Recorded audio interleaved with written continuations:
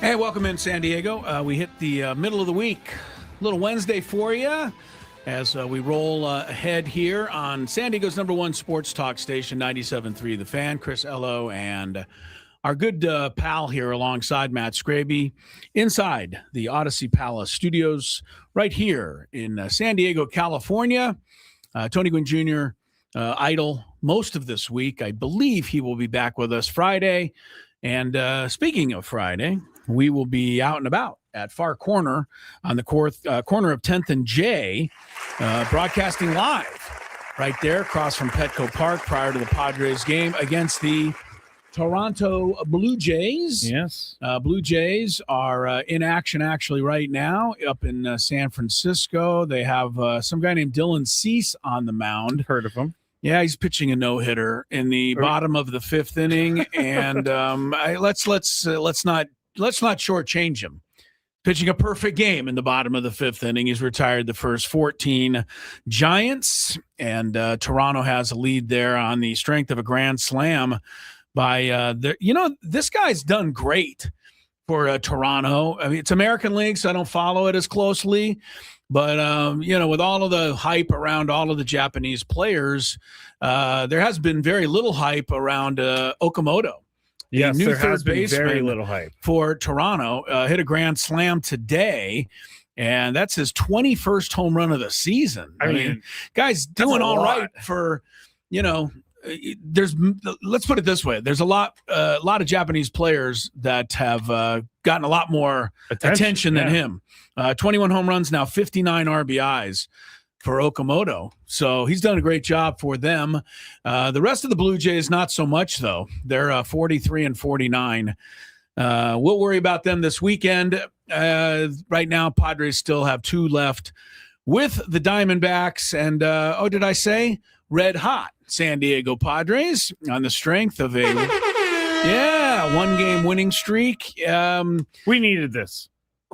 We needed this so bad. Yeah. It's just one win, but we needed it. Well, of course we did. And, we need more of them. Yes. If we're going to win one and then go out and lose 12-0 the next 3 days, then, this doesn't matter. This win's not going to mean too much. You got to back it up and keep rolling. By the way, the Giants just got a base runner, so I jinxed Dylan Cease's perfect game. It didn't take long. It did not. For me to do that. For those of you, by the way, I don't know. We're not a late arriving crowd in San Diego. Like, we're not Dodger Stadium type. No. But if you happen to be that last night, you saw nothing in that Major League Baseball game. And I mean nothing. The whole game was in the first inning. The entire game.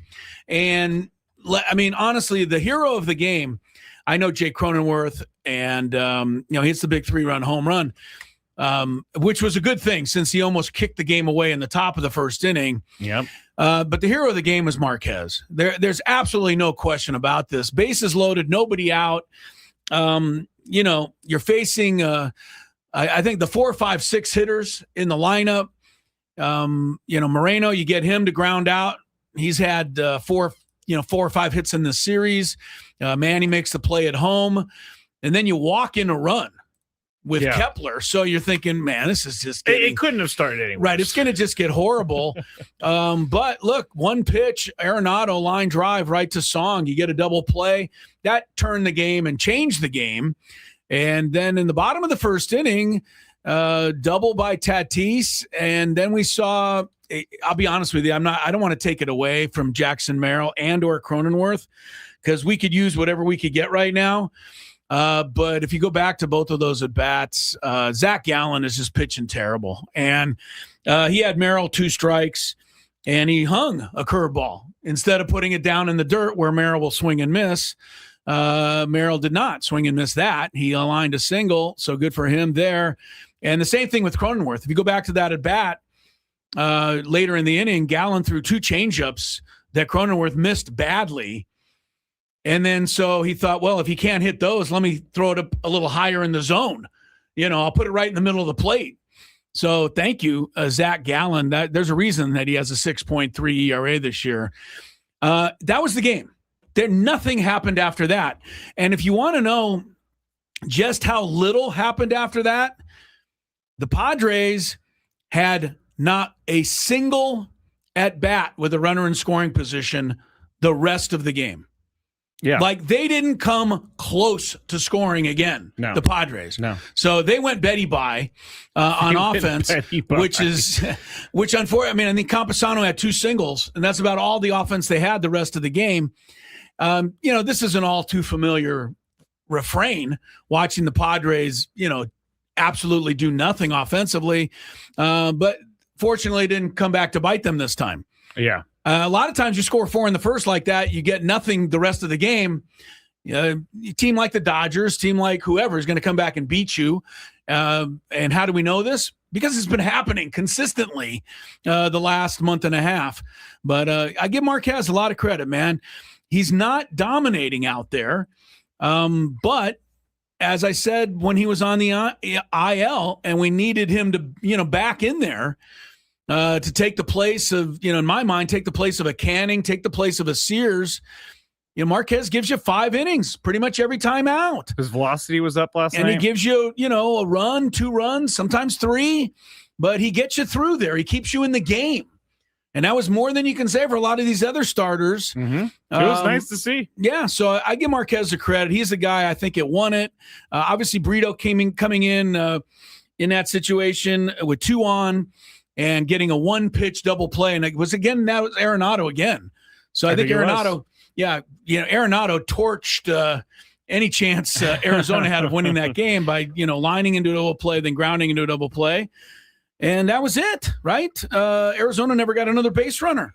After that, Mason Miller, boom, boom, boom. He looked himself last night, which was nice. I will say this, Mason Miller, they showed this because Gurriel came up against him in the 9th inning. Oh, and yeah. Gurriel was the last player to hit the ball with any kind of, authority against Mason Miller. Yep. It was the middle of last season when the Padres first acquired him, and Gurriel hit that game-winning home run off Mason Miller. And Mason Miller has not given up a extra base hit since then. Knock on wood. It's incredible, and it is an all-time record streak. It's up to 215 batters now, 216 maybe. That's a lot of batters. That's a ton of batters. Nobody has even been sawed off and blooped a double over the infield. That is all right. Crazy. So he hasn't given up a single extra base hit. Yeah, you would think that either someone would hit one down the line, they get right, a bouncer that would hit the bag and bounce over Manny's head. And 200 something at bats. 216 at bats. Yeah. But there is, I hate to say, the smallest of asterisks on that. And the asterisk is because he set the record. The second place guy has 212. So it's, he just has the record by a few. But if you go back to that Cub game last week in Wrigley Field, or was it 2 weeks ago? But the one where last week. Well, Sasaki hit the ball off the ivy to win the game. Yes. Well, or no, not Sasaki, Suzuki. Suzuki, right. So thank you. Suzuki hit the ball off the ivy to win the game.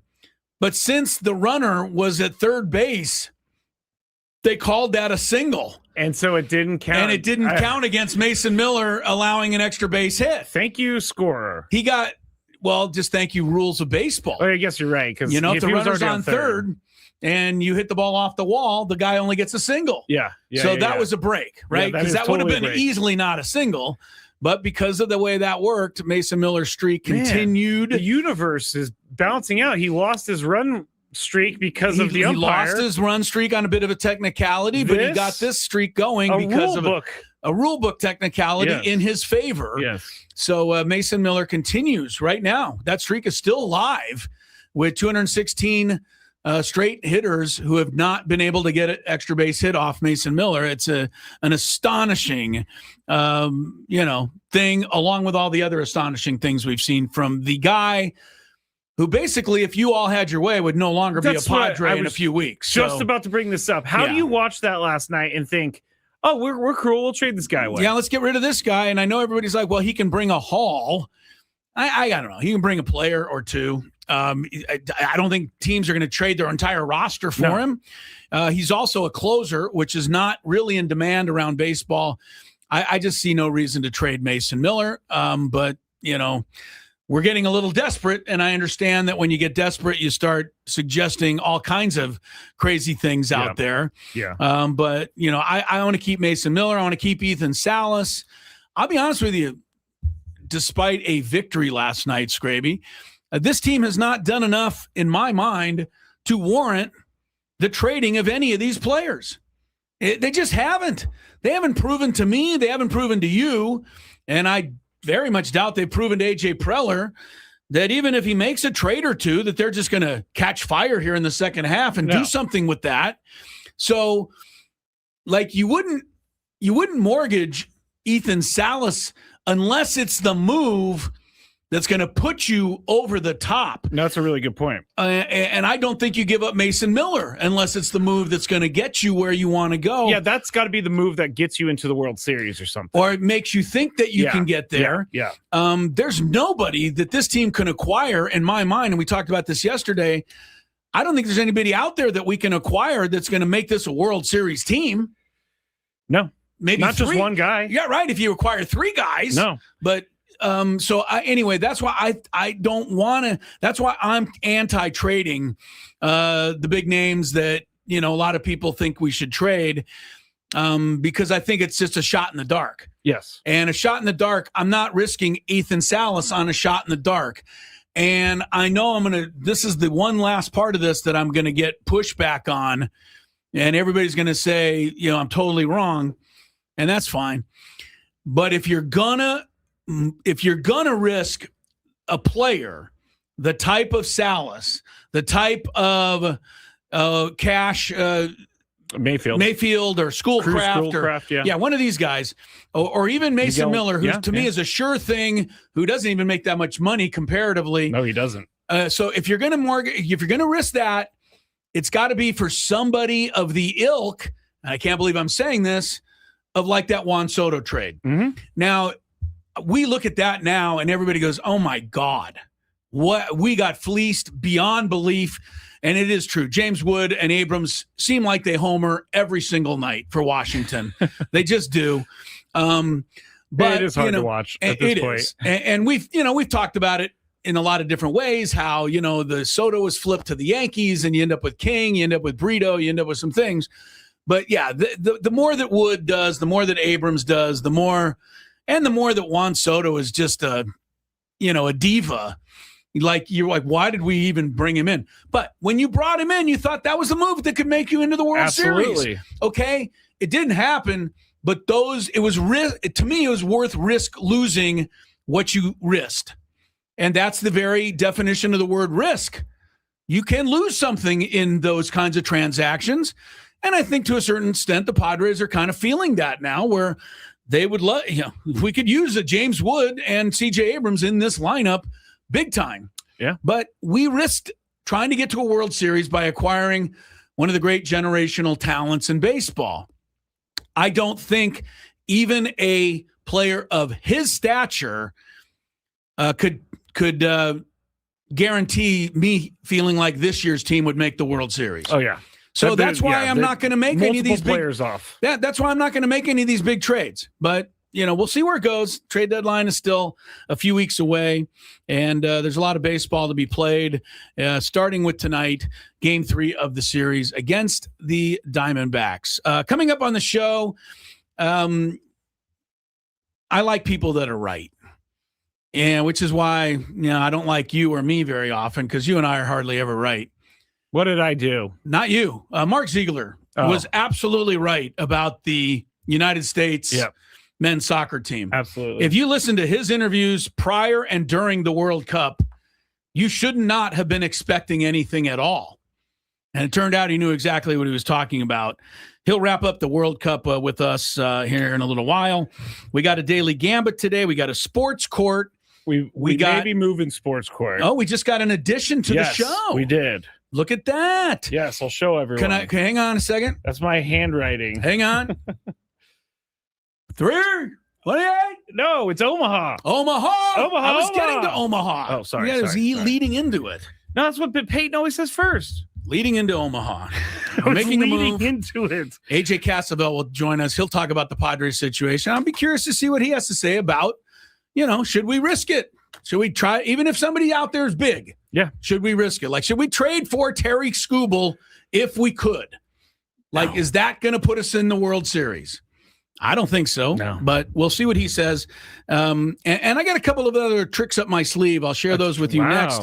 Gwynn and Chris is underway. Happy Wednesday. I should say happy Padre Victory Wednesday. Thank you. On San Diego's number one. The gondola pulls in. Yeah. It goes very slow. Yeah, it slows down like for everybody. Really slow. As we're getting off, over to my left, there's a couple getting in the gondola, going up the mountain. So it's the opposite for them. They're standing there. The gondola comes up. The door opens. You step on. Well, there was a commotion. Uh-oh. There was a commotion. Someone fell? There was a commotion, and Lori goes, "Hey, there's a commotion." She said commotion? I don't think she said that. But we go kind of, not hustling, but walking over there quickly. There's a lady who has fallen as she's trying to get into the gondola. She's now got one leg in the gondola. Oh, no! The other leg and body trapped underneath the gondola. 90. No, she's probably in her late 50s. How do I say this best? Oh, she's heavy set? She's in the shape of somebody who's in their 70s. You've got to rescue the poor lady. She's trapped under the gondola. Of course, as soon as she falls and there's the commotion, the guy running the station stops the gondola. Okay, I was going to ask. Which means everybody on the mountain and 4 miles away has to stop. Everybody has to stop while we try to extricate the lady from the gondola. Okay, let me ask you a question. Underneath the gondola. She's got one leg on the gondola. The rest of her body is underneath the gondola. And when I arrive to see what's going on, I'm kind of the first or second person there. You're a first responder? Pretty much. The guy running the gondola place is busy stopping traffic. The ride. Yeah. No, he's stopping the ride. Oh, okay. All right. So we're kind of first there. Lori's behind me. The lady's on her back. She's looking straight up in the air. And the only description I have is one of utter panic and utter terror combined with total helplessness. Oh, I thought you were going to say embarrassment. No, total helplessness. She's not only trapped, but she's not even remotely doing anything to help herself. She's kind of in a panic. And you think something terrible is going to happen, or she does. Okay. I go over there. First thing, breathe. That's what you said? I told the lady to breathe. That's good. I said, you're going to be okay. That's good. Just breathe. That's good. Try to relax. That was the perfect thing you could have said. As I'm stupidly pulling this 250-pound gondola, trying to pull it off of her. Yeah. Okay. Well, you're getting the gondola is way heavier than 250 pounds. Yeah, right. 1,000-pound gondola. So you're trying to move the gondola. Just move it a little. Is her leg how is she attached to this gondola? Well, I told you her one leg's actually on the gondola in the doorway. Okay. Then the rest of her body's underneath. What is stuck with her in the gondola is her belly, not her leg. Oh, no. That's right. Okay. No. So I'm pulling. By the time finally a couple more people pull and we are able to get enough airway to get her to scramble out of there. And then she immediately stepped on the gondola to go take her ride up the mountain. And off she went. This is I felt like I saved her life. I really do. I honestly feel like I almost saved her life. I kind of will credit you with this. You know, she was. I think if I didn't tell her to breathe, I think she would have gone into some sort of shock or whatever you do. No, she was you're going right. into You're a right. panic, Skraby. You're She was going into right. an absolute panic, and I had to calming her down. I think was the number one thing. She wasn't in any real danger, but she wasn't feeling great because she was trapped under the gondola. But the fact look that you said her belly was... Yes, her belly, yeah. I'm telling you, Skrabe, it was a factor. And there was, there's a couple of people pulling on an arm trying to crying. drag her out. I'm crying. I know. There's people on the other side with her arm. They're trying to drag her. I'm like lifting the gondola so she can get a little room to get out of there. You're like, hey, I'm going to take the gondola. It's lighter. All right. I didn't say that. You did. But it was quite the scene. I am happy that she's okay, obviously. She's fine. If she got right on the gondola. If this was a worse story, I would not be laughing. But she's fine. You did probably help her a lot more than you think you did. I think so. Because she was able to calm down just a tad. The gondola pulls in. Yeah. It goes very slow. Yeah, it slows down for everybody. Really slow. As we're getting off, alert, I gave it to you earlier, but Dylan Cease, the former Padre, still working on a no-no. 6 innings in the books up in San Francisco. 5-0 Blue Jays lead. They got all 5 runs in the first. Okamoto hit a grand slam to cap that rally. Cease isn't going to make it, though. Not going to pitch a no-hitter. He's at 88 pitches. I mean, in this day and age, they won't let him finish the game. No, he is a workhorse. He always goes over 100. You going to give him 120? Yeah, I think they will. I mean, if he gets 10 pitches, right, in each of the last 3 innings, that would get him up to 120. He's going to have to be extremely efficient. Yeah, so. Let me see how many he did in his no-hitter. Yeah, right. He's got a no-hitter to his credit. We know that. It was for the Padres. And frankly, it's about the only thing he ever really contributed to the Padres. That's not true. That's true when you compare the success that Dylan Cease has had before coming to the Padres and now after leaving them. Okay, in that regard, yes. Yeah, in that regard. Like the White Sox, he was a Cy Young Award pitcher. He had 114 pitches that day. Well, so in the no-hitter for the Padres. In the no-hitter for the Padres. So he's got 26 pitches left in this game to finish 3 innings. He's going to have to be extremely efficient. Yeah, extremely, extremely efficient. I wouldn't be surprised, though, if they let him try to do it.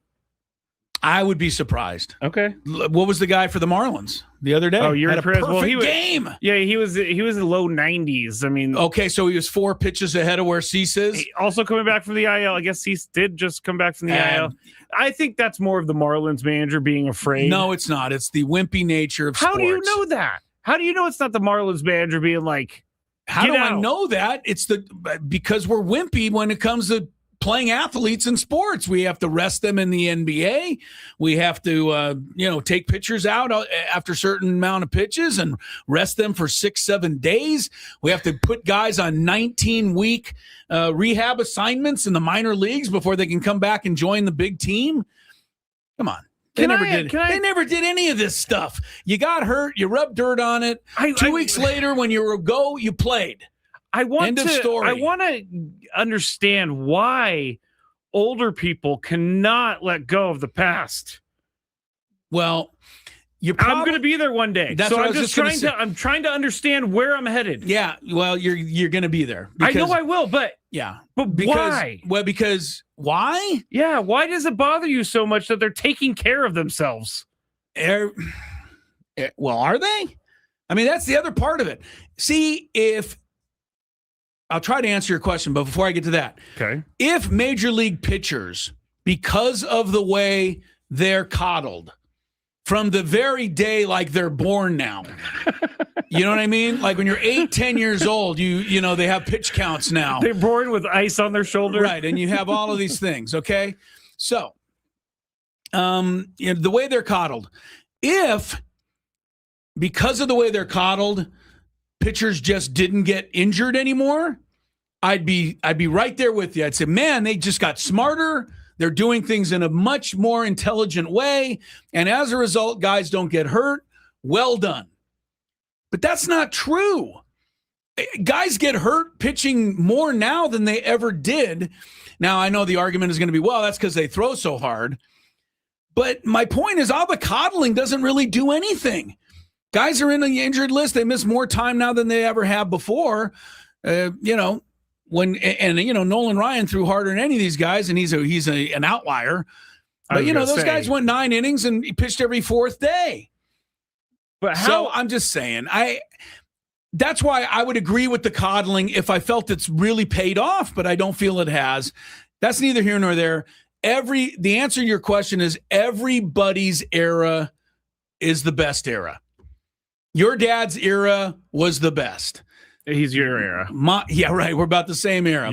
Yes, you are. So your era is going to be the best. I don't think about kids, it like that.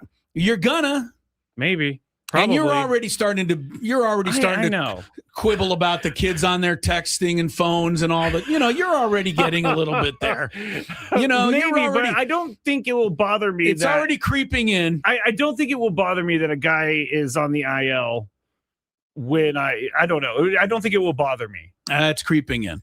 I also think this. Let me make this observation about your generation because my parents are exactly your age. I think your generation likes to be the generation of we're tough. We didn't need help. We were able to go out there and do what we needed to do to get the job done. We didn't have to wear a helmet. See, there it is. There it is. Yes, but the generation that my dad was in, they were tougher than us. Was that the greatest generation? Your dad wasn't in World War II, so no. Never mind. I don't think he was in it, but he was alive during a lot of it. So he is the greatest generation. Yeah.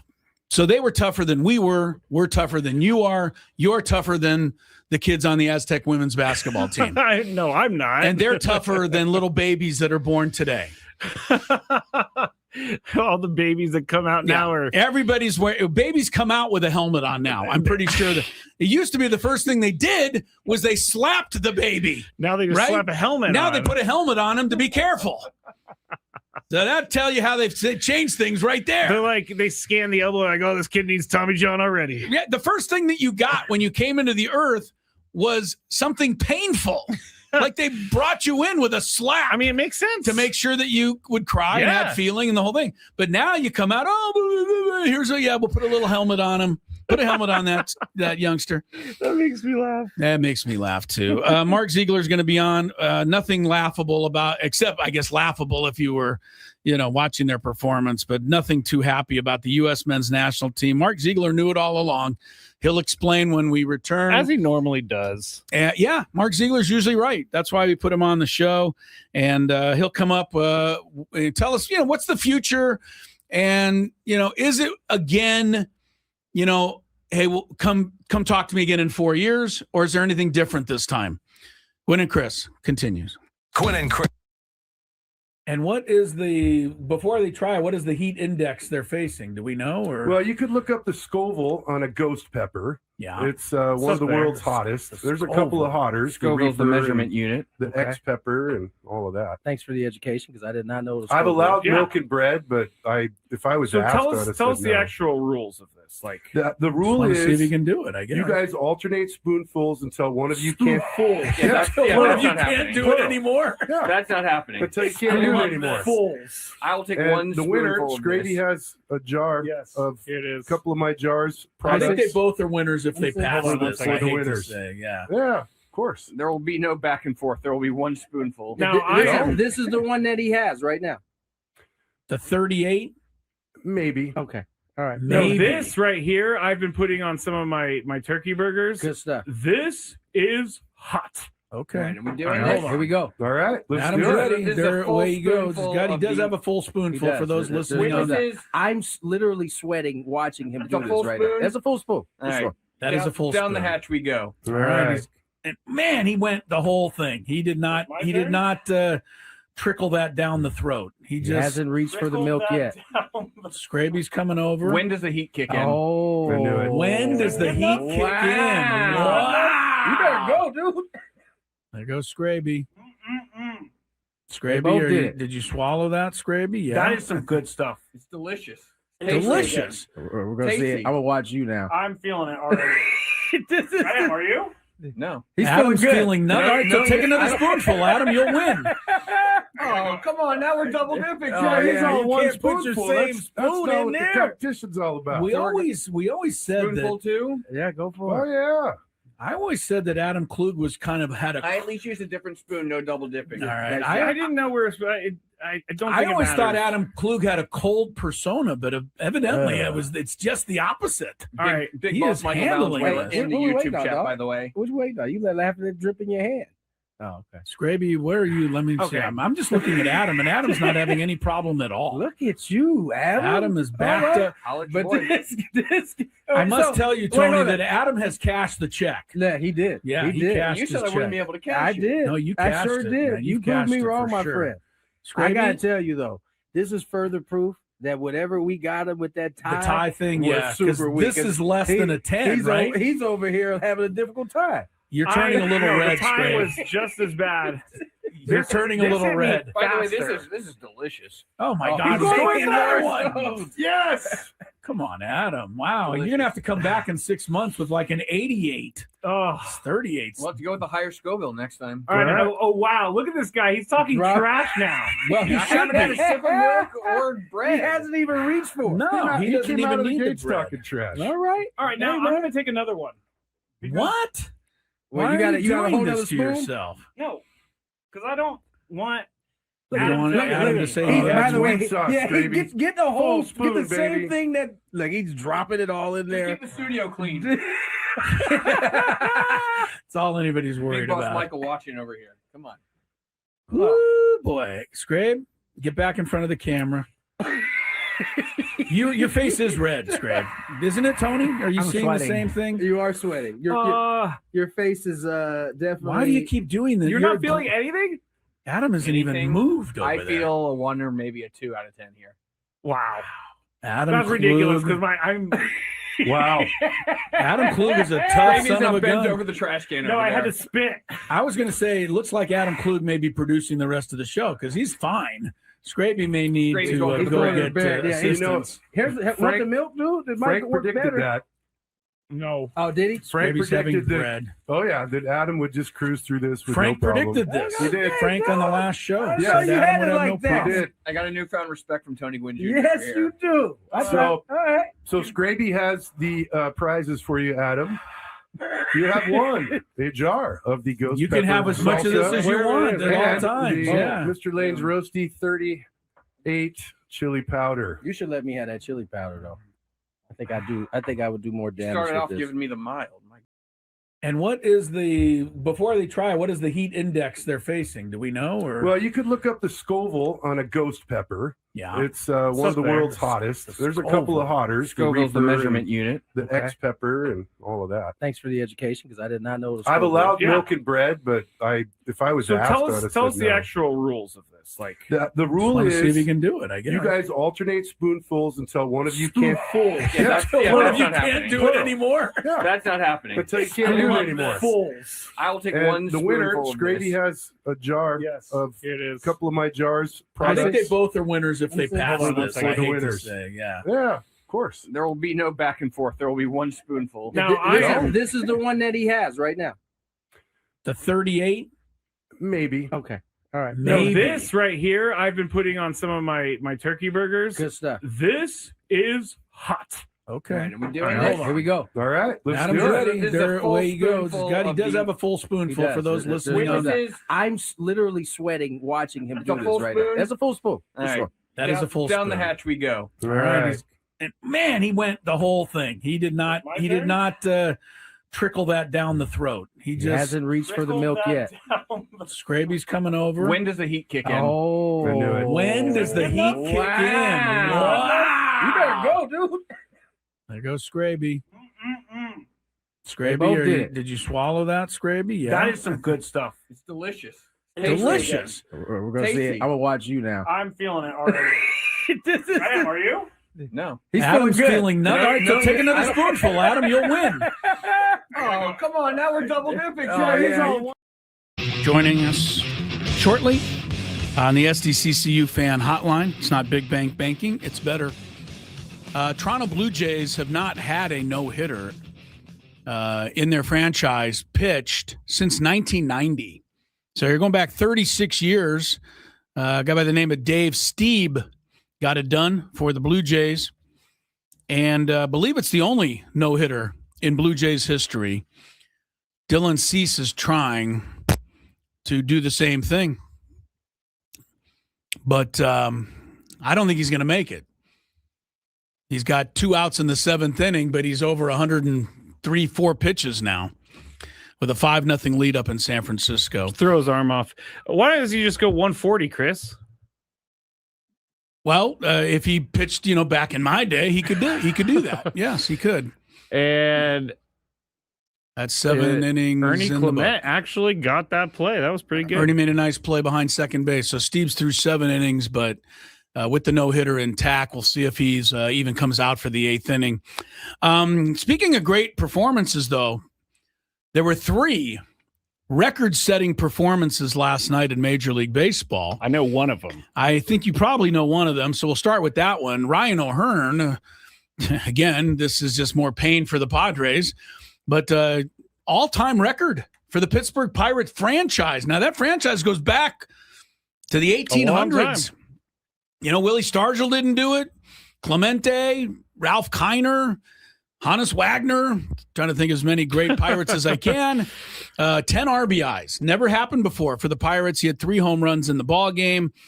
He did come up one more time with a man on in the 8th inning and got a single, but the runner was at first base. He couldn't score from there. So great night for Ryan O'Hearn, record-setting performance. Now, the second record-setting performance was a team performance, and it was a performance that they probably rather have not accomplished. Yeah. But congratulations to the New York Yankees. This is something the Padres didn't do. Yeah, not even the Padres did this, and we know how bad our hitting is. The Yankees last night in a loss to the Blue Jays struck out 17 times. Now, that has happened before. But here's what hasn't happened before. They also struck out 17 times in their previous game. Yeah. So they're the first team ever to strike out 17 plus 17. What is it? 54 outs in 2 games. So they struck out 34 out of 54 times. That's a lot. With all due respect, and I love Aaron Boone. I do. He's my favorite manager, maybe in baseball, because I love the way he goes after things. Yes, he does go after But you things. talk about master of the obvious. He said, we're going to have to start making a little more contact. Really? I think he does that was to a make pretty people good- angry because he does that often. That was a pretty good Comeback? breakdown of the situation for the Yankees. He does that liked often it. too, like where he just overly simplifies it, and then all the fans get really mad.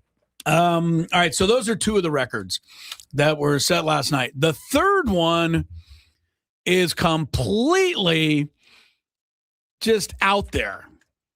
There's no way you've even heard of this guy, and he's now in the all-time Major League record book, and so much so that I even have to look his name back up. He plays for the Royals. Did you see this last night, Skrabe? I'll get it in quickly because I know Mark Ziegler's coming on. Was this the 3 errors in 1 play? No, they did do that, by the way, the Royals. No, the number 9 hitter for the Royals last night, second baseman Tyler Tolbert. He went 5. Huh? TT. Yeah, okay. Tyler Tolbert, second baseman, batting 9th for the Royals, went 5 for 6 last night. He had a hit in his first 5 at-bats. That gave him a Major League record hit in 12 consecutive at-bats going back. That's insane. The only other guy that's ever done it in the modern era, Padres farmhand Jose Miranda. No way. Yeah.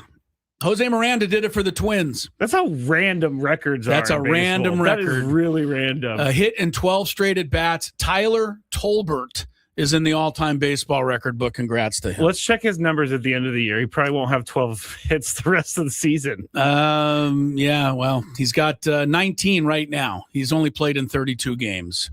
Mark Ziegler hit one out of the park, though, when talking about the U.S. men's national team. And he joins us here on the SDCCU Fan Hotline. We always appreciate you, Mark.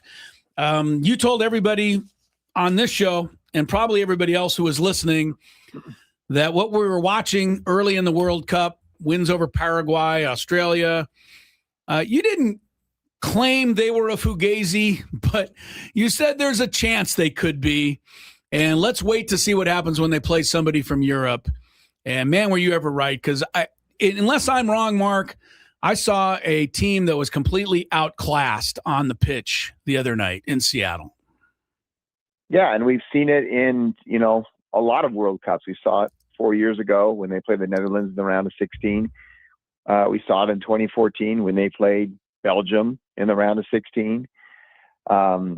We've seen it through the years, and I was listening to former national coach Bob Bradley was on Sirius Radio. He was talking about the World Cup, and he's pretty candid. And he just said, "Look, you got to understand, there are levels to this.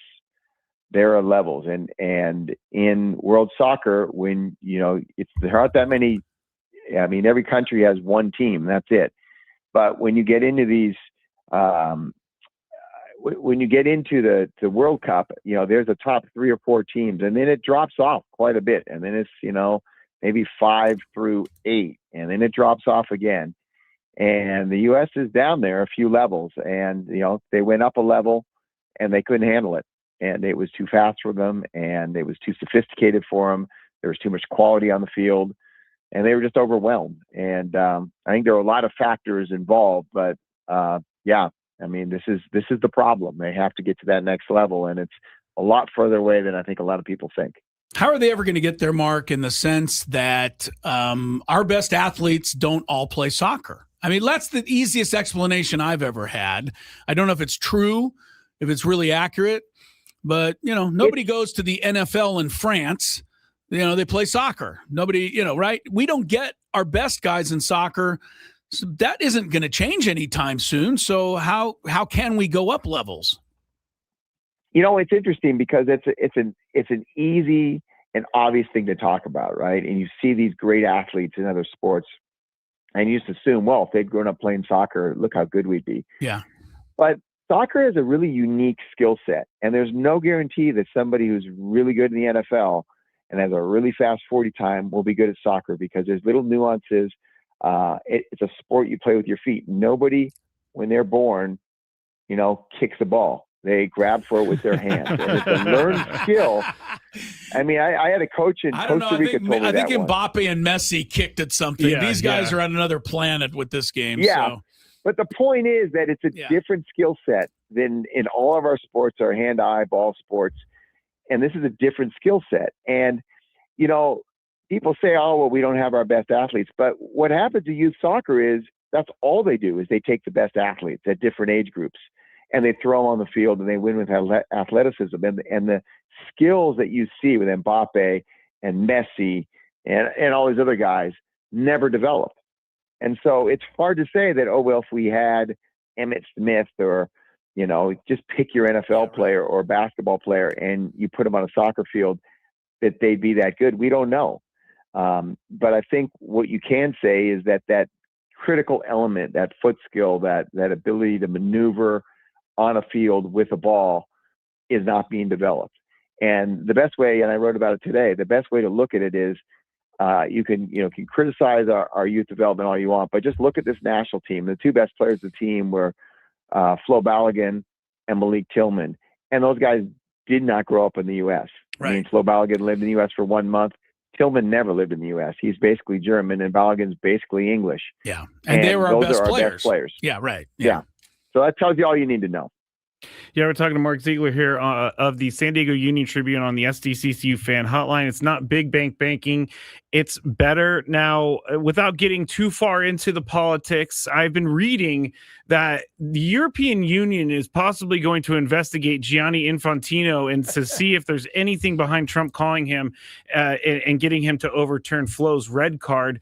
Now, first question, do you think Trump had a hand in overturning it, and do you think Gianni Infantino is in some trouble? The first question's loaded, Mark. The It's second loaded, one is a fair question. I think the second one's a fair Yes question. and no. Yeah. Yes and no. I think he 100% has something to do with it, because that's, Infantino. You look, okay, so the World Cup last time was in Qatar, and before that it was in Russia. And in Russia, I ended up writing a column about this. Infantino sat with Putin for the entire tournament, and Russia was terrible. And all of a sudden, Russia got an easy draw, got a couple breaks from referees. Their players were running at a rate, 10 times more than anybody else. And quite people are questioning, the drug testing, or what kind of EPO they're on. This is what he does. He caters to the teams and to the host nation. And so I think, we know that Trump made a call, and I'm pretty sure Infantino, got something done. Now, the whole thing backfired. It blew up in their face. It did. Yeah. And you can blame Infantino. Yes, he shouldn't have done it. You can blame Trump. He shouldn't have made the call. But I also blame U.S. Soccer, because if they had not launched an appeal behind the scenes so aggressively, and the reason Trump got involved was because the hedge fund billionaire who is paying part of Mauricio Pochettino's salary is buddies with Trump. He called Trump. Trump called Infantino. Connections. Yeah. Yeah. The federation shouldn't have been involved. They should have known better. They should understand how soccer works. Yes, it probably wasn't a red card. It was pretty harsh. Yes, it's harsh. Yes, the next game. But these are the rules. Everyone else has to suffer. Complain all you want, but just accept it and move on. And if they had done that, Trump's not making a call. Even if he had made a call, Infantino would have said, look, your own federation doesn't want this overturned. Let's just let it drop. Yeah. And I think they would have been much better off. It clearly affected the team and how they played. And the way I described it today, it's like in youth soccer with, an under 12 kid who's sitting on the bench, and his dad goes and screams at the coach in front of all the other players, and the coach starts this kid the next game. The kid plays meekly, and he's embarrassed, and he's hesitant and tentative. That's exactly what they look like. Mm-hmm. They're like, oh my gosh, our president got involved. And on the flip side, it invigorated Belgium. They were clearly motivated. Totally. You saw the Trump dance afterwards, and it blew up in their faces. And it's a lesson to be learned. It is a lesson to be learned. Real quick on that note of the fixing, do you think Egypt is the Egyptian coach is saying that FIFA fixed it so that Argentina would win? Do you do you think there's any truth to that? Just as an addendum, because I love that question, but is there somebody that can fine him for saying this stuff? Like, does FIFA get more money? Oh yeah, they probably will. They find the U.S. They said, okay, Balogun can play. Oh, but there's a $40,000 fine involved. Oh, where did that I didn't hear come that from? one. Yeah, okay. Oh yeah, they had to pay $40,000. Oh goodness. Here's the problem: is whether there was any kind of nefarious stuff happening. Is the perception is that it could happen because of the stuff that Infantino has done and FIFA has done. It's not just Infantino; it's Right. FIFA over the years is viewed by a large portion of the world as a corrupt organization. And the problem with, allowing Balogun to play in that game is it opens the door for this kind of thinking. Yeah. And, we go through it in our own sports with the NFL and Kansas City Chiefs and Patrick Mahomes, with Duke in the NCAA tournament. It goes on and on and on. That's true. But I think the conspiracy theories are going to have some legs just because of what's happened in the past, and they've made their own bet on this. Mark Ziegler's with us. He told us to not get our hopes up. And I got my hopes up. And I even said it the other day, Mark. I said, I'm the one who should be blamed myself for getting my hopes up. I should know better. I drank the Kool-Aid. I've been here every 4 years. Both feet in. Right. Every 4 years, I do the same stupid thing. I hope I don't do it again. But along those lines, did U.S. soccer make inroads? Or are we just not going to talk about soccer in general until the next World Cup? Well, it's a tough question because people say when's soccer going to arrive, and I say soccer's already arrived in this country. The TV ratings for the Premiership, for European leagues, for Mexican soccer. They're all through the roof. Every kid is playing on every weekend on every vacant patch of grass in the country. It's arrived. It's part of our culture. Look at all the fans going to the games and how much they're paying in ticket prices to see them. It's arrived. But in terms of the national team, and I wrote about this before the tournament, this is, soccer has grown so much since the 94 World Cup. We didn't have a league then. Now we have a league with 30 teams and, 25 of the stadiums are soccer-specific stadiums. But the one thing that has not kept pace is the men's national team. The women's national team has. That's a different deal. But the men's national team has not kept pace. It has not grown. It is not appreciably better than it was in 1994. And that hasn't changed. And so the support for the national team, to answer your question, is not going to change. It's become the Olympics. It's bobsledding. We get so fired about bobsledding, but do you watch bobsledding? I do. Well, The rest Skraby of does. the I other do. 4 years. Skraby's It's weird. bobsleigh too. Yeah, he's got a lewd shirt. So, but that's what it's become. I mean, they get these ratings, and people are going crazy. But yeah, look, it's prime time. It's in the part of the year when nothing else is going on, and baseball's in the middle of a long season. Yeah. There's no other sports being played, and so people sitting at home need something to watch. They're watching World Cup, and yes, it's great, but those numbers don't mean that it's going to translate to the rest of the 4 years. And I hate to say it, but when the team keeps losing, not just losing, but losing the way it does, Yeah. and getting dominated and embarrassed, we're a country of winners. I think we're going to tune out until the next World Cup, and you get your hopes up like you did, and then they'll get let down again. Yeah, in 4 years, I'll be saying the same thing to myself. Why did I get so excited about this tournament? I'm going to give myself a little credit. I at least waited till they beat Portugal in the first game. Or not Portugal, Paraguay. And so I could say, hey, you know what? All right, Looks they're like a team. It looked a little different. And so I tried to convince myself. Now, Mark, I have one more question because Carly Lloyd was pretty hard on Christian Pulisic, and a lot of other people are very hard on him. And I've seen people saying he should be embarrassed about how he played in this FIFA World Cup. Do you think he should be embarrassed? I think that's a little bit of a harsh word, but I also think that it's time to move on from him as our anointed savior. Yeah. I mean, he's a face of soccer. He's in every single ad. He capitalized. And, he's one of those guys who will do every single commercial he can, right? He's collecting checks. He's making money. But he's awful with the media. He's very reluctant. He hates talking. He's prickly. He's sour. He's dour. And then he takes criticism when he doesn't play well, and he pouts. And it's like, look, you want to do all the ads, you better show up. And he didn't show up. He had a very, very good, promising first half against Paraguay. He was the best player in the field by a mile, created 2 goals, and then he limped off injured. He's played 8 World Cup games. He's scored 1 goal, and he's left injured in 3 of them. Yeah. And his form took a horrible turn south with AC Milan from December on. He really hasn't done anything for the national team in a long time except for that one half, and he disappeared in the biggest game of the year against Belgium. And so I think, if you're going to be the face of the team, you're going to have to accept the criticism. And I think probably in fairness to him, we need to move on. He's going to be 31 in the next World Cup. We need to move on from him. Better find somebody. Oh, man, he's so old. Well, and find someone else that we can pick on. Yeah, I get it. And make him like sort of a bit player, a role player, a part of the team, not the team. How about the coach real quick, Mark? Another minute left.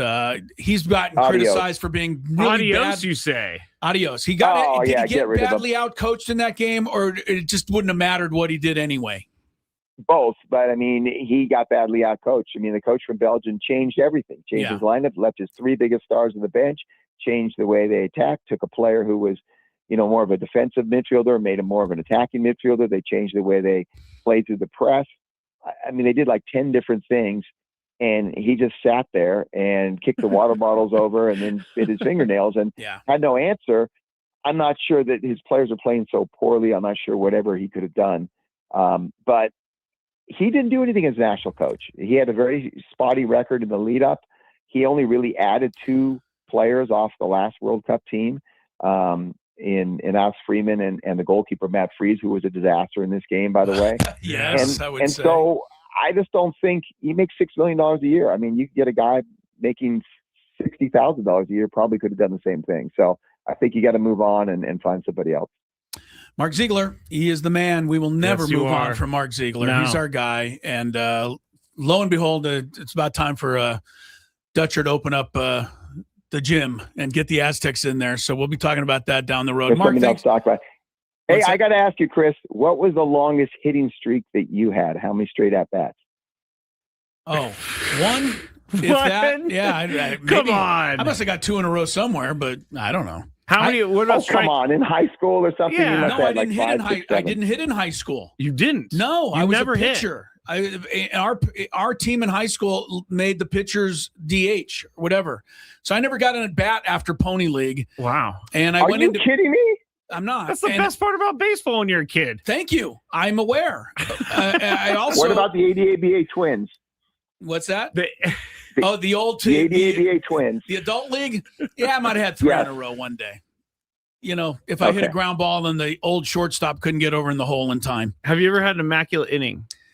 Are you kidding me? Okay. I was very, very poor, guys. I was able to scratch out what I could scratch out. Okay. That's all. All right. Thanks, Z, Mark. Thanks, buddy. We'll All talk to you right, soon. we'll talk to you guys. He's the Bye. guy, Mark Ziegler, right on it with the U.S. men's national team there. Yes, he is. I don't know who's playing center field for the Blue Jays, I think it's Varsho, maybe? but Dylan Cease better carry this thing through now.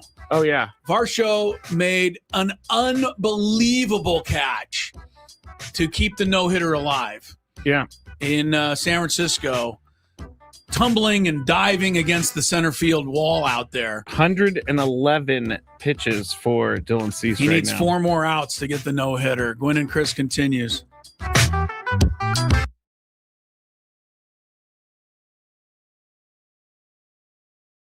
Thank you for listening to 97.3 The Fan. Be back shortly. I would be back shortly if the thing will click. See, I'm clicking.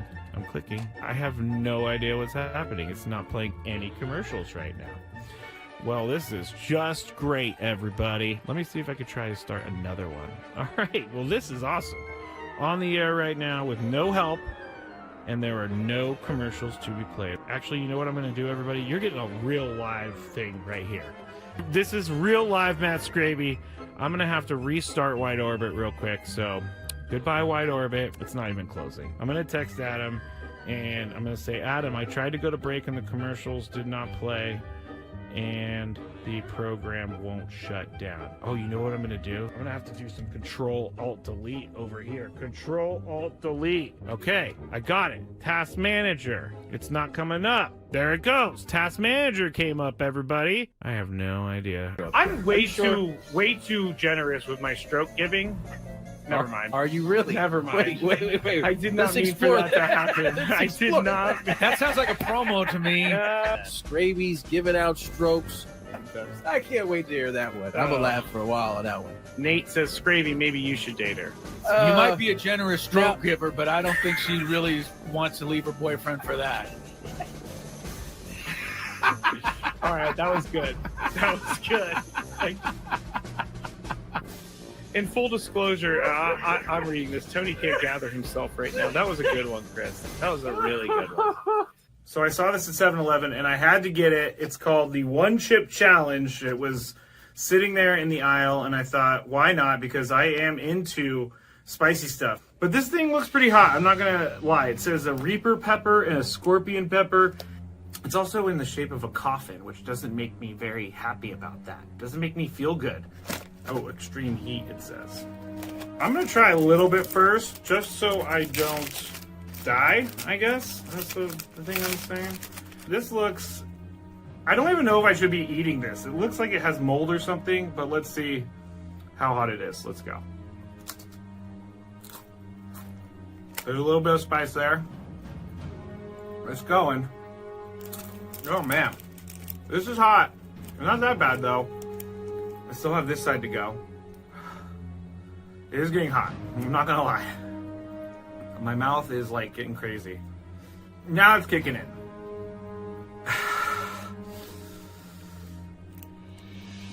I'm not sure if I'm gonna finish this. Honestly, it's getting serious. I gotta go with the milk. My mouth is dying right now.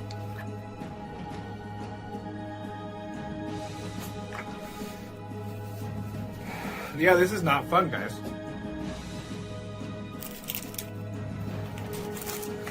Never gonna do that again because my mouth is on fire. Thank you for listening to 97.3 The Fan. Be back shortly. I would be back shortly if the thing will click. See, I'm clicking. I have no idea what's happening. It's not playing any commercials right now. Well, this is just great, everybody. Let me see if I could try to start another one. All right. Well, this is awesome.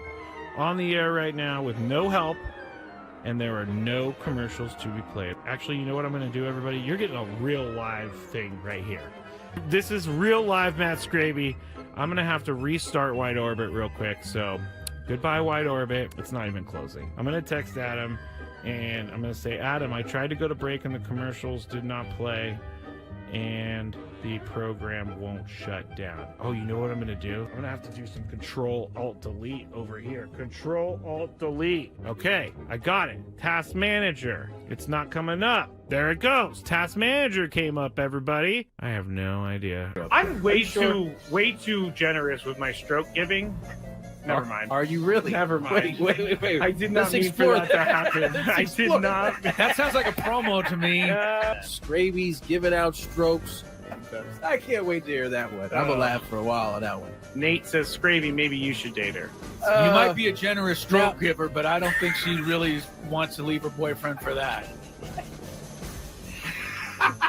All right, that was good. That was good. In full disclosure, I'm reading this. Tony can't gather himself right now. That was a good one, Chris. That was a really good one. So I saw this at 7-Eleven, and I had to get it. It's called the One Chip Challenge. It was sitting there in the aisle, and I thought, why not? Because I am into spicy stuff. But this thing looks pretty hot. I'm not going to lie. It says a Reaper pepper and a Scorpion pepper. It's also in the shape of a coffin, which doesn't make me very happy about that. It doesn't make me feel good. Oh, extreme. Oh, as much as I need to know on the U.S. men's national team that'll carry me for the next 4 years. Yeah, we can officially close the book. Yes, we'll revisit it in 2030. I'll ask a Chris versus the Fans trivia question. Who got the red card? We'll be like, who? I don't know. Flo? Flo from Progressive? I'll remember the name of the president who challenged it. That's the only thing I'll remember about the red card 4 years from now. There is some drama up in San Francisco. Dylan Cease, the erstwhile Padre, going for a no-hit game. The Blue Jays just got a home run from Vlad Guerrero. He and Fernando are now tied in the turtle race for home runs. Seriously. They both now have 5, if you can believe that. Thought? Right? So it's 8-0. The game is not in question. Toronto's batting in the top of the 9th. But Cease, by all looks of it, Skraby is going to go back out for the bottom of the 9th inning, right? Yeah. He doesn't have a jacket on. He's not icing his arm. And no one's talking to him, which tells me everything. Exactly, right? So he's going back in, and he's looking for his second career no-hitter. Now, second career no-hitter puts you in a lot of kind of some exclusive company. There aren't many guys with 2. Tim Lincecum's one, I know that. Hideo Nomo's one. He did one. In fact, Hideo's the only one ever to pitch one at Coors Field, too, but he has 2. Of course, Ryan had 7, which is, you know, insanity. Koufax had 4. Verlander, we'll talk about 3, in the Big right? 5. He's got 3. Bob Feller has 3. Cy Young. Jake Arrieta has 2. Scherzer has 2. Right. Oh, remember this guy? Homer Bailey has 2. Homer Bailey. I do remember Roy him. Halladay, Randy Johnson. So there's a good list here. It's a good list, but they're not many. When But you think if you about get to 3. Yeah, 3 really puts you in exclusive I mean, you're company. with Cy Young when you get to 3. Yeah, but Dylan Cease has 115 pitches, Skraby. So, you know, they've kind of committed, it looks like, to send him out there in the 9th inning to try and get this no-hitter. We'll keep you up to date as that game goes along. Up in San Francisco, I think the best news of all about this game, Skrabe, Dylan Cease will not be available to pitch against the Padres That would have been this interesting. weekend, right? But yeah, never mind. I was going to say something negative. I'm not going to do it. Well, you want to say it. Come on, you're on with me. And you're going to avoid saying something negative. I wonder if the Padres would have hit him well, but the answer is probably no. Oh, you want? Yeah, I wouldn't. The I answer wouldn't is count no. on that. I'm trying to think if Arise is coming to bat. Trying to see if Arise is coming to bat in the bottom. I think he might be actually. It's one of those things that's just not on my radar screen yet. So we'll let you in on that. But last out was Drew Kavanaugh. Oh, he was batting like 8th or 9th. Yeah. So Arise should be coming up. Yes. All right. So Arise will be a good test for him in the bottom of the 9th inning. We will see. Giants have made 3 errors in this game. I saw Devers throw one away, which is not a shock. All right. Jordan Walker giving up home runs. Not a Ryan shock. Walker. Ryan Walker. I'm sorry. He's not good anymore. If he ever was, he gave up 2 already in this inning. Yeah. Walker back to back, maybe? Yeah, it looks like it. 10-0 is the score for the Blue Jays. And we got a Padre victory last night, 4-1 over the Diamondbacks. The entire game, took place in the first inning. Mhm. I've very rarely have I seen a game where you honestly couldn't remember one thing that happened in that game after the first inning. Completely nondescript the rest of the way. The Padres never got another at bat with a runner in scoring position. The Diamondbacks, I think, threatened once, and that lasted all of one pitch because Brito got Arenado to bounce into that double play.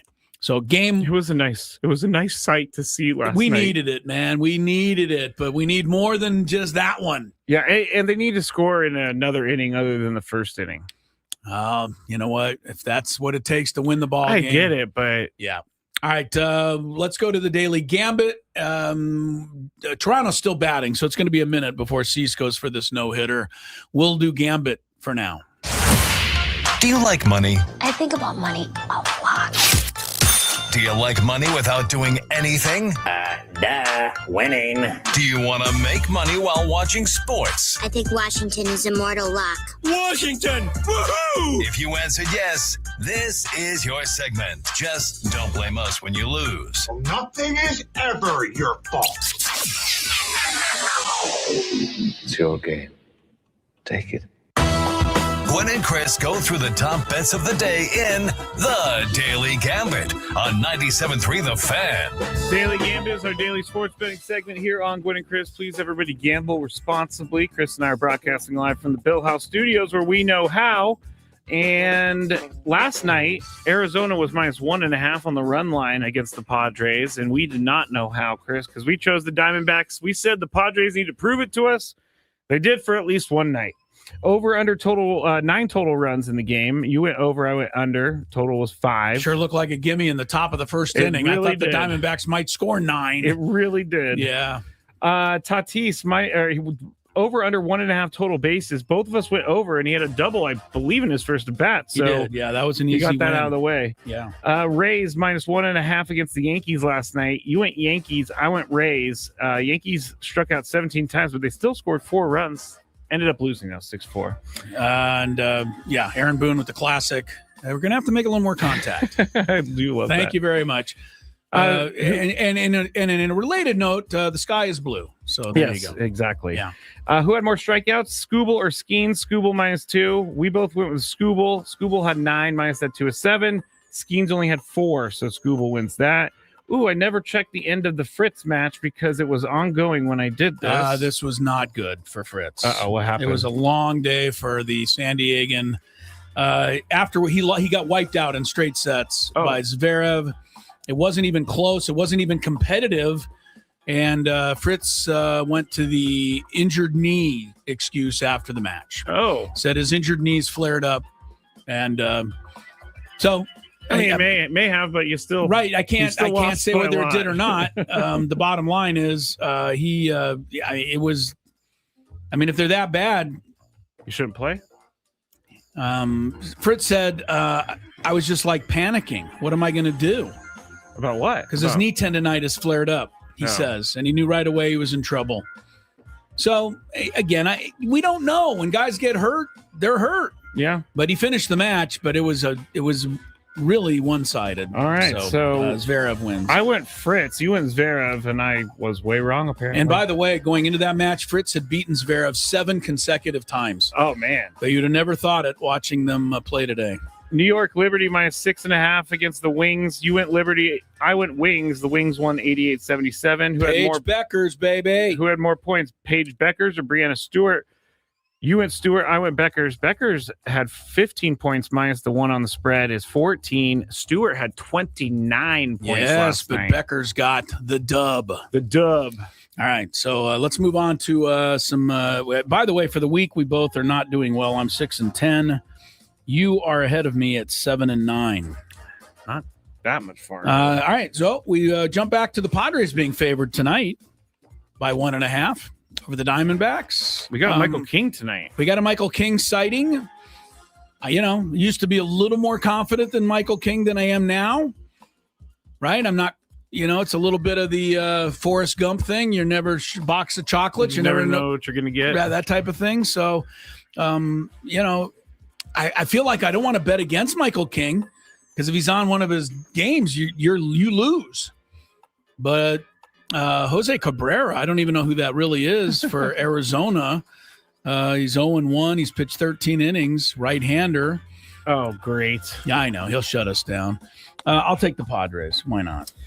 Yeah. I've been wrong in both games of this series. So. Michael King has had some great outings the last 3 and until like the last inning that he's pitching. So get him out before that last inning and everything will be okay. I'll go with the Padres as well. Well, if he could tell you when that last inning's going to be, you could get him out. I really think they should have pulled him before he went back out there. I know we talked about this on Monday anyway.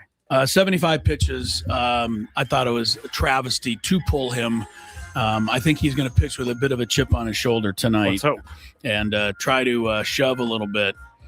And not to stick it to his own manager, but just to remind everybody that I'm the guy. Stop taking me out of games. Michael King, 5.5 strikeouts, over, under. What you got? Over. Really seems like an over. Diamondbacks are not great. I'll say over. Jackson Merrill. This is a tough one.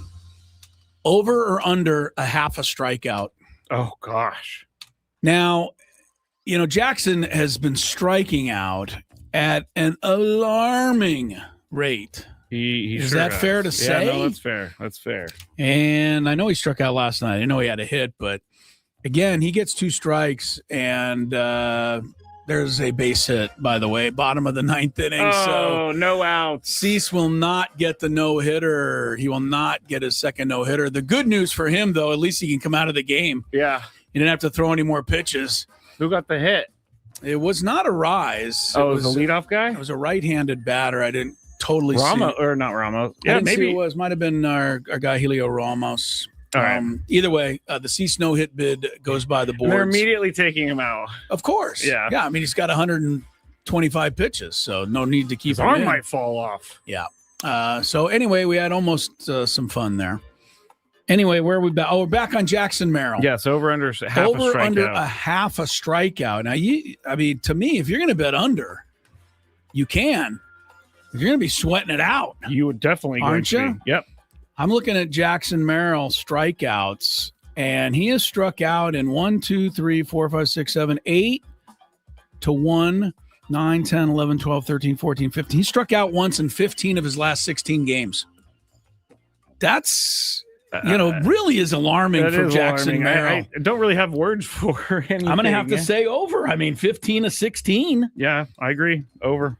I hope he doesn't, but come on, Jackson. Shane McClanahan, the big Tampa Bay Yankee matchup. How many times will the Yankees strike out tonight? McClanahan, -1 strikeout against Garrett Cole. Now, normally Garrett Cole would be the guy. Yeah. But you're getting McClanahan in the game against a team with 17 strikeouts, the Yankees. It's Who are you me. going with? I'm going McClanahan. McClanahan -1. Mm-hmm. Aaron Boone's talk is going to fire up the Yankees. They're going to make contact tonight. I'll go Garrett Cole. Tomorrow, the World Cup quarterfinals begin. France -1 against Morocco. Now, the chances are this will end up a draw. I mean, they'll probably, if they win by 1, you push. Yeah. But again, if it's tied and goes to penalty kicks, then Morocco would win because you'd be getting a goal. I will say this. I was shocked that Morocco is actually the number 6 ranked team in the world. Yeah, they're very good, apparently. So they're really good. But we just had Ziegler on, and he just said that there's really a gap between the top 4 or 5 and the next group. So I'm going to stick with that. I'll go France -1 here. What about you? I got to go France. Mbappe is so good. France. 2.5 total goals in the match. What do you like? Here? Under 2.5 goals. 2-0 France. 2-0 France. I'll go over for fun. Wimbledon women's semifinals. Coco Gauff made it to the semifinals, her first ever time at Wimbledon. It's taking on the Czech Karolina Mukova. Gauff is actually seated higher, but Mukova is the more established grass court player. So Mukova is favored by 1.5 games over Coco. And you are up. I'm up. I got to go with Coco. Come on. I'm going to root for Chuck Gal. I got no ties to Mukova. Yeah, I'm gonna have to go So, with Goff as well. Go with America. Coco. Indiana Fever tonight. Big news. Yeah, if you want to go up, is this something that would be like some fans would be willing to do? Like, would you drive to LA to see Caitlin Clark play? Possibly. Like, if you had some daughters, Possibly. right? I mean, I may go. Not the worst thing you could do. I may go just to watch a game myself. Yeah, that's not happening. Yeah, that's true. But Caitlin Clark is playing in LA tonight, and she's been out with injuries. She's going to play tonight. She's going to sit out tomorrow's game. She already said so. But you will get a Caitlin Clark sighting in Los Angeles tonight. And Indiana's favored by 5.5. The Sparks are without Kelsey Plum, and without her, they've not been good. You're up. I guess I'm going to have to go with the Fever. Going to go with Clark. I'm going to go with the Sparks because I don't know why this is, but Indiana seems to be a better team when she's not in the lineup. I don't know why. Makes no sense. 18.5 points for Caitlin tonight. 18. I think you got to bet under because of the injury. She may play limited time. I think that's the smart money.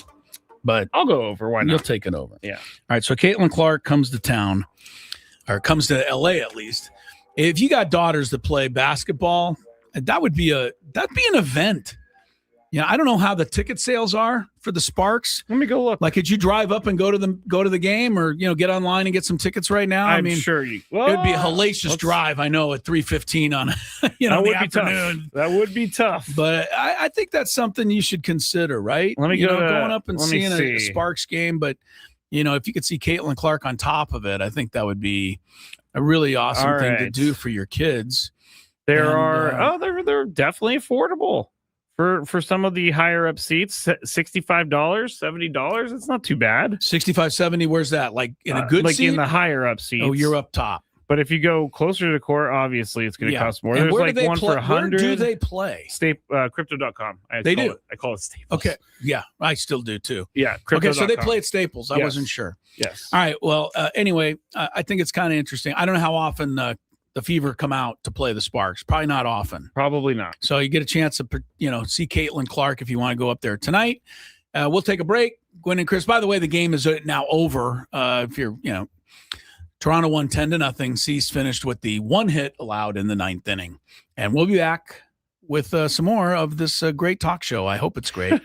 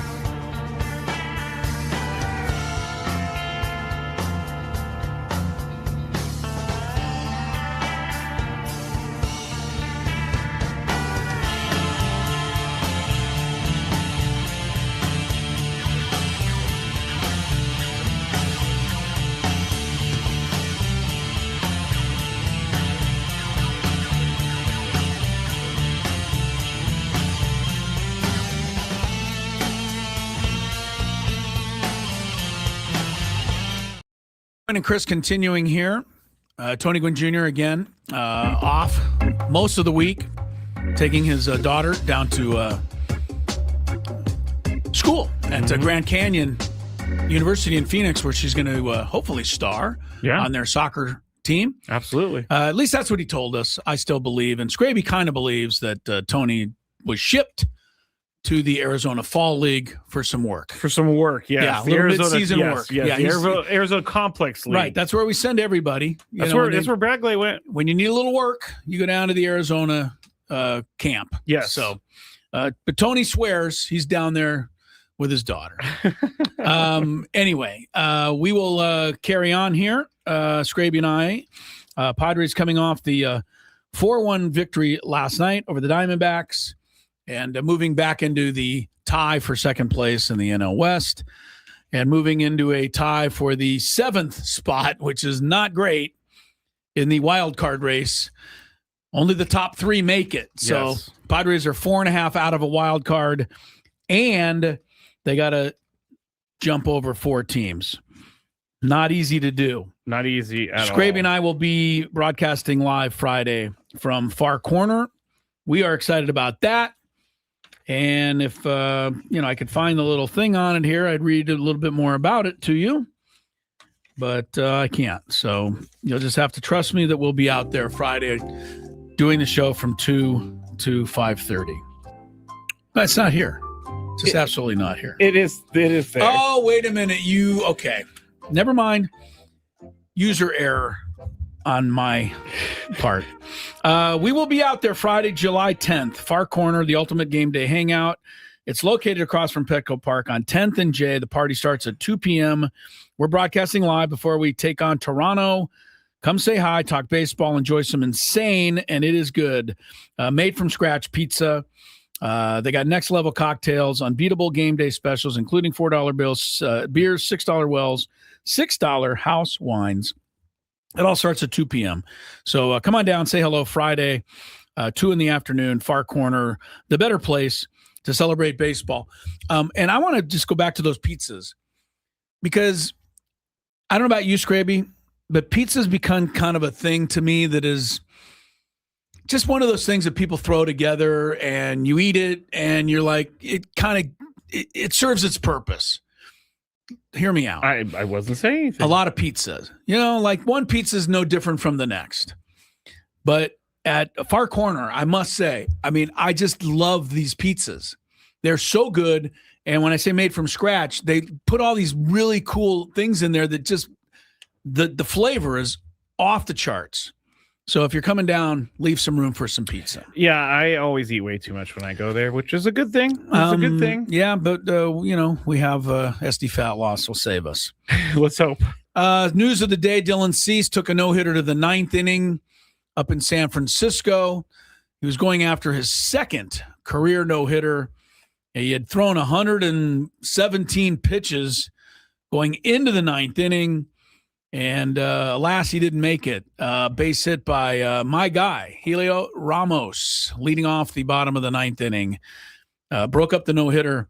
I caught a foul ball from Helio Ramos in the press box. You did, and it went up on the board. Actually, and there's proof of that, yes. On the Gwynn and Chris Instagram. I'm always linked to Helio Ramos now. At Gwynn and Chris, you could see the actual post. The guy there at Petco Park who puts up those posts, was actually, I spoke with him and he was really excited that I'm excited that he put that up there. What's his name?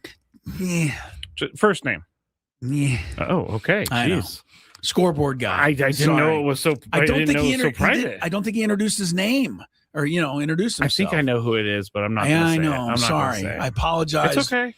But I still love the fact that I appreciate his notes because sometimes they're like they're good. Deep. Many of them are really good. And also sometimes there's just notes that he found out maybe earlier in the day or something. Some of them are funny too. Yeah, they are funny. You can have some fun looking at the notes up there. The tennis earlier today at Wimbledon, our guy from San Diego, I don't even know if you can call him from San Diego anymore, but he went to Torrey Pines at least for a year, way back when. Taylor Fritz, saying after the match that his knee tendonitis flared up. He played like it, as he was routed by second-seeded Zverev in the quarterfinals of Wimbledon, 6-4, 6-4, 6-2. The big story of Wimbledon, though, Skraby, and this is kind of fun for people, if you don't follow tennis closely, this is an underdog story that you can get behind. They're calling it a fairy tale. Okay. Because the guy's last name is Ferry. His name is Arthur Ferry. Okay. F-E-R-Y. He was a 2-time All-American at Stanford, but he grew up a mile away from the All England Club where they play Wimbledon. And so he's a Brit, 23-year-old Brit, played here collegiately, but he was invited to the tournament as a wild card, basically for no other reason than the fact that he's British. Okay. And he can play. That's fair. So they said, hey, come on in, play in the tournament, have some fun. You grew up here, we'll let you play. He's now in the semifinals. Oh, I do love this story. He's in the semifinals. He beat the number 9 seeded player today from Italy, Flavio Caboli is his name, but he beat him big, 6-love. He got to play on center court in front of the home crowd in Britain, or England is going crazy. The Queen was there, and so this guy Ferry. Wait, I thought the Queen was no longer with us. Britain's Queen Camilla. Oh, it's okay. It's So, the king's wife. Got you. She still qualifies She's queen, as a queen. You're right. All right, thank you. I just remember the 3-week funeral procession. Yes, I know what you're talking about. But anyway, Ferry, he's in it. He's in the semifinals. He will play against Zverev in the semifinals. It'll be a major, shocker. But what a great story that is. That is a good 23 story. years old. The last player from college, from the United States college. This is strange. I was surprised by this. The last player who played collegiately in the United States to win a major tennis tournament also played at Stanford. His name was John McEnroe back in 1984. Since then, there have been 11 former college players, men or women, who have gone to the finals of a major. They've all lost. That's weird. You would think, but then again, U.S. doesn't have a lot of champions. They do not. The last major men's champion was Andy Roddick. That was 15 years ago. He's playing Longer than pickleball professionally now. Yeah, he's long gone from the tour. He really is playing pickleball. Anyway, Ferry's not an American. He's from England, but this is a hell of a fun story. I know. This is like Francis we met when he won the U.S. Open back in the day. In like the early 1900s, it was a golf course across the street from him. He signed up for the U.S. Open, and he won it as an amateur. Didn't he beat somebody great? He did. He Bobby did. I can't Jones remember. or somebody in a I can't head-to-head remember. duel down the stretch and or his something? dad, Francis Ouimet's dad, was very embarrassed that he entered the U.S. Open because he said only rich people. You don't do belong that. in this thing. Exactly. Yeah. But he won. But that would be the same thing. Like this guy grew up down the street from Wimbledon. Now he gets to go play in Wimbledon. Hey, Arthur, what are you doing this week? Man, I'm hanging around. I'm home visiting. Yeah. Why don't you come play Wimbledon? You're a good guy. You grew up down the street. Sure. Let me grab to. my shoes. I'll be right there. Let me get my shoes. Hang on. I don't have shoes. I have to buy some. He's now in the semifinals on the men's side. So that's a cool story there. We have AJ Casabell coming up next. Padre fans, stick around. Among other things, I want to get his thoughts. Really, I know everybody says they got to make a trade, et cetera, do something. Should they? Should they make a trade? Like, should they mortgage anything to better this team? Curious to see what AJ says, among other conversations, next on Gwynn and Chris. From the first pitch of the year to the biggest games down the stretch.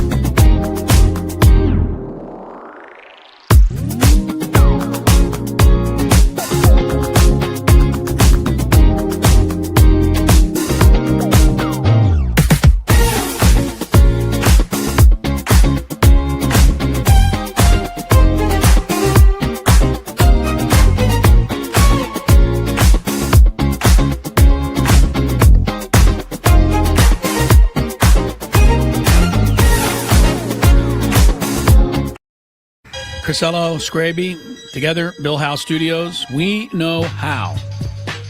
SDCCU fan hotline popping today.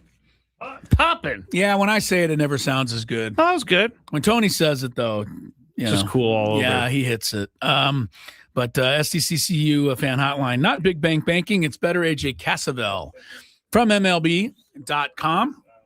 Appreciate him joining us here. And we have a little news that has been tweeted out, so we'll get the latest from AJ. How are you today, AJ Cassavell? Always great to have you on. I really appreciate you spending time with us, and appreciate the job you do, man. I love, honestly, going on MLB.com and catching your stuff. So tell people, I tell everybody all the time. Yeah, and I talked to AJ. What's going on, go there. I talked to AJ about this on Saturday at Dodger Stadium, but he does a quick recap after each game, and I appreciate that as well. So make sure you go to MLB.com. Yep. Did we get our praise in yet, AJ? Is that enough? Keep going? Well, I appreciate all of that, and I appreciate the plugs for my work, so I don't have to do it. So thank you very much. You're Go to welcome. MLB.com. Yes. 10, 15 minutes after every game, you'll get 3 takeaways or 4 takeaways or whatever from the game you just saw, whether they're good or bad. AJ's on top of it. And I also might add, you're probably aware of this, AJ, but I believe MLB.com knows that I'm clicking on from San Diego, because your story is always pretty high up in the pecking order. Have you ever, do you know where I'm coming from on that? Yes, I'm aware of that. If the Padres are one of your favorite teams, you're going to get Padres content directed your way. That's the way we're supposed to. That's the way it's supposed to work. It's supposed to work, and it's been, I'll say, better this year. It's been functioning pretty well. No, the reason, because I didn't catch on right away. I'm slow to the party. So at first I thought, wow, the Padres are like making all this big news every day. They're always up here at the top of the list. And then I finally realized. You know what? In our defense, the Padres do make bigger news than they used to when I first started on this beat. I'm way more often on MLB.com homepage. I remember way back when I started about 10 years ago, it was a rare deal if a Padres story that I wrote was on the MLB.com homepage. Now it seems like 2 or 3 times a week, whether it's good or whether it's recently it feels like it's something injury related, just about once a week or so. All right. Let's get to a quick note. Been tweeted out that Luis Rengifo is in the clubhouse. What does this mean, or do we know what it means yet? We don't really know what it means yet, but I think the expectation is he's going to be activated today. The move, I would guess, is Samad Taylor, just the IL thing. It's not. I talked to Samad briefly. He in the past he tore his oblique, so he knows what that feels like. He says this is absolutely not that, but it is a side issue. It is some kind of soreness there that he felt on a swing yesterday. So I think the Padres, if I had to guess what this move ends up being, that's what it is. There is also the kind of looming, how's Manny Machado's toe after taking that foul ball yesterday. So maybe this is related to that. But it seems like with Samad Taylor, if he's feeling something in his side and he has a history of dealing with oblique trouble, that it would make sense to kind of put him on the IL, hope that it's not too long, get him through the All-Star break, and see what you can get out of Rengifo in the interim. And by the way, people who want to say whatever you want about Manny, and he has his critics, but he's a tough dude. Because after that foul ball, to stay in there and finish that at bat. Yeah, not easy. He was I think he was happy, but he got 4 straight out of the strike zone so he could jog to first. But, that'd be tough, man, right after that happened. All right, AJ, I have a question as we head into the second, half here. I know All-Star break's the official halftime, but do you think that this Padre team has done enough in the minds of AJ Preller and the minds of this organization to maybe risk trading somebody of value to try to, put this team where it needs to go down the stretch? Or would that be a risk almost not worth taking given what we've kind of seen from this squad? I think I'll be blunt with my answer. No, they haven't done enough. Now, that's not to say they couldn't still do enough. Yeah. There's still season left. There's still several weeks left before the trade deadline. I want to say 4 weeks from it was 4 weeks from this past Monday. So, and within that time, they're going to be playing series against the Braves. They're going to be playing series against the Marlins. Those are teams that if you're looking at the wild card picture and the playoff picture, that you can gain some ground on, put yourself back in the mix. So no, like if the Padres are 4.5 games out of the playoff picture with, I want to say 3 teams they still need to jump over come trade deadline season, I don't think that warrants trading prospects to go for it. And I think there's all of a sudden like questions about what you do then, because this is not 2023 where the Padres were at a similar point on their just in the standings. Because that team, I think you looked at it and said, well, if they get it all together, they can make it work. They could go on a run. They could make the playoffs. They obviously ended up not doing so. This team, I don't think you can look at this roster and be like, it's a playoff team. Like, it needs reinforcements in the rotation. It probably needs another bat. But if you're 4.5 games back and 3 teams to jump over, I don't know how much you can justify dealing from your farm system, which is already pretty thin. So it'll raise some interesting questions. I think the Padres can answer those questions in the short term by just going out and winning. Like, if over the next 3 weeks they go 15-8 and all of a sudden they're back in the wild card picture, right? That changes a lot of things. Then you would consider it. This is the fans hoping, but is Mason Miller like something that they really could consider, even if they were back in the picture? Or do you think that would be trading too much of an asset? I don't think they're trading Mason Miller unless they get A, blown away with an offer, and B, are way out of it to the point where there's not a chance to contend. Okay. So the other way, you're saying, okay, if they're way out of it. Yeah, I think if they're out of it, that's when you start to consider, like, how many more years of control does he have? How do other teams view him? They're going to get a pennant race of Mason Miller, whereas we're not going to get one because we're, say, 7 or 8 games out, if that's what it comes to. So I would view that as like a last resort. This has kind of gone off the rails. At this point, do we need the best closer in baseball if we're not giving him leads, which was a question I think a lot of people were asking over the last few weeks. Because in theory, he's a part of this. Like, if the Padres, even if the Padres are 4 games back and want to make a push, like, you're gonna need Mason Miller to win games in October if that's where you're envisioning getting to. And if not, you're going to need him in October next year, and you're going to need him nailing down games next year. And the other part of it is, I think his value is as high as it's ever been. He's had an unbelievable year. Like, his value was high last year. He's become an even better pitcher with the Padres. I also don't know that you're going to get the return that you gave up just because that was so exorbitant last trade deadline. So I don't see it happening. But again, a lot of this is just predicated on what happens and where the Padres stand from the trade deadline, because I think they have moves to make, whether in one direction or another. Like, I'm looking at this team and I'm like, they can't do nothing. But I don't know what those moves are going to be or what that direction is going to be. I bet it comes right up to the wire on August 3rd. We're talking to AJ Cassville here on the SDCCU fan hotline. It's not big bank banking, it's better. We did just get a lineup, and there is no Manny Machado, no Rengifo, but there's no Manny Machado in the lineup tonight, so he's going to be taking a game off. It's understandable if you saw that foul ball hit his toe. Yeah. I saw it, and I felt really bad for him because that looked like it really, really hurt. AJ, I want to ask about the rotation, because the rotation is struggling big time, and Griffin Canning, he's had not good outings. I can't sugarcoat it. Also, JP Sears. I mean, you can't go the rest of the season hoping that these guys are going to figure it out and just be lockdown pitchers. What do you think they do with the pitching going into the trade deadline? I know we just talked about trades, but it seems like the rotation needs a ton of help. It needs at least one reliable starting pitcher, like one number 2 or number 3 guy. And then, like, I can make a case that you need more than that you need 2 or 3. That's somewhat contingent on the status of Nick Pivetta and Joe Musgrove, who are, like, progressing pretty slowly. I do think that you can line up German Marquez and JP Sears in favorable matchups against teams where their stuff plays. Like, you can maneuver here and there and pitch bullpen games or at least openers and just try to get by until those guys get healthy. But that being said, you still need another arm. This rotation is not going to, like, I'm looking at what you're getting from these guys right now. And the only starter that you trust is Michael King. And that's frankly not enough. If you add a starter and then you,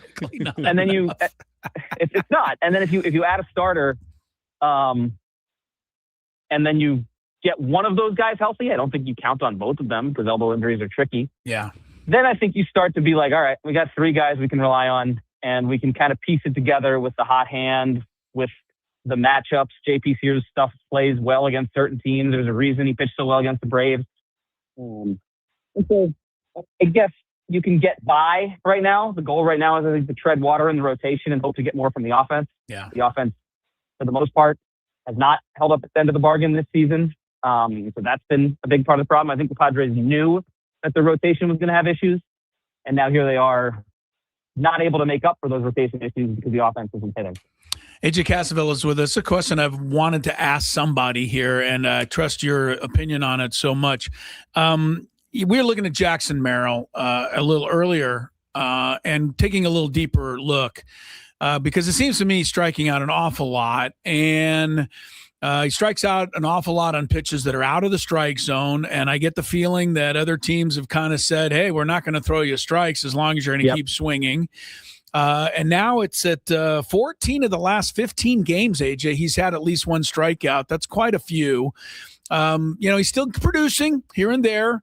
The average is, trending a little bit up, but overall he's down 130 points from his career OPS. So he's in his third year. Should we chalk any of this up to just kind of the normal course of, having a career and trying to make adjustments and learn? Or is there anything that should or is being done to, try to get the Jackson Merrill we all love back? Yeah, I think he's got to be better than what he's been this year. And it's the course of a career that the league makes adjustments, you make adjustments back. We hear that all the time. Yeah. But there are things directly that are being done for Jackson Merrill at the plate to get him to A, stay in the strike zone more, and B, be able to tap into his athleticism and his power. And the one thing I keep hearing when I ask guys about this is that they want Jackson Merrill to stop worrying about his swing so much. He is, what we saw from him in that rookie season is that he's an elite competitor and a really, really good athlete. And you combine those two things, and he has a little bit of screw you, pitcher, I'm not going to let you beat me to him. And we haven't seen that as much we haven't seen that as much this season. It's kind of been he's trying to figure things out, and you can see it in the swings that he's taking and what he's doing at the plate. And I just don't think that Merrill has gotten back to who he is, but I do think we've seen signs of it lately. I think we've seen signs that Jackson Merrill has. The one thing I think mechanically that they've worked on is he's already got a pretty uppercut swing that lends itself to some swing and miss. It got a little too uppercutty. They're fine with the fact that he's got an uppercut swing and he's going to tap into a whole lot of power that way. But if the swing is too much of an uppercut, all of a sudden he can't catch up to that fastball. He starts cheating. He starts maybe his swing a little too early, and he swings and misses. And that's, I think, what led to a lot of the strikeouts. They're fine with him striking out. It just can't be. He can't be chasing pitches that are as unhittable as this. He's going to have some strikeout in his game because that's what you're going to get when he's going well. He's got a ton of power and he can compete, and he's not going to be a high walk guy. Those are all things you accept. What you can't accept is getting yourself out because you're not swinging at good pitches. Yeah. I think that comes back to those two things that I mentioned. Part of it is just purely mental, get back to competing and being an athlete and not worrying too much about your swing. And then I guess it's a little bit of an oxymoron, but you do have to get that swing ironed out and have less of an uppercut. AJ, you're great, man. I appreciate it. Thank you, Thanks AJ. so much. I look forward to seeing you at the ballpark. Nice of you to join us. Yeah, good stuff, guys. Appreciate it. Thank you so much. Yes, sir. There he goes. AJ Cassavell, MLB.com. And a really good explanation, I thought, on Jackson Merrill. One, the swing, but two, just the attitude. Yeah. Part of what Jackson Merrill had, and I say it in past tense because AJ said it hasn't been there this year, he had a bit of a swagger about him 2 years ago, didn't he? Oh, totally. He said, I'm going to kick your butt. He did. And he did. Right. And he doesn't go up there saying he's going to kick your butt right now. I think he's going up there a little bit more. I hope I kick your butt. Yeah, I think that's the key. And I wonder how much of the contract and being one of the faces of the team, how much that is weighing on him. He doesn't seem like a guy. I think that's something we all talk about. And I'm sure there's certain players that will, struggle with a bigger contract and trying to live up to it. But I think for the most part, when these guys are between the lines, I don't think they're thinking about how much money they're making, especially a guy like Jackson Merrill. No, I just think he's such a competitor. He wants to win so bad. And I think it's the first time in his career, probably even going back to before he got into the big leagues, that, they're carving him up a little bit. and he's got to get through this. I think it is a bit of a normal course of events in that sense, where every hitter gets their moment of truth, and how do you handle that? You're going to get through it. I think Jackson Merrill is going to get through it, but he's not going to get through it until he stops swinging at pitches that bounce in front of him. For the record, I wasn't saying that he's up there thinking about money.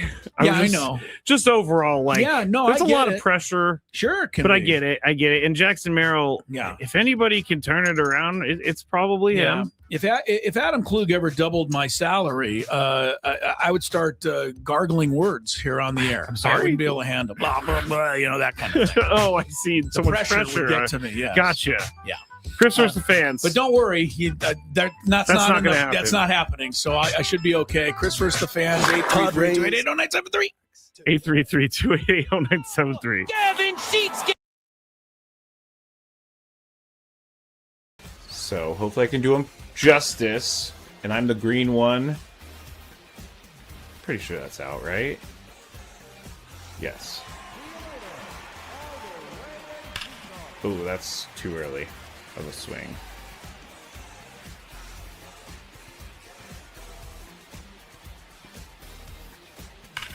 What am I doing?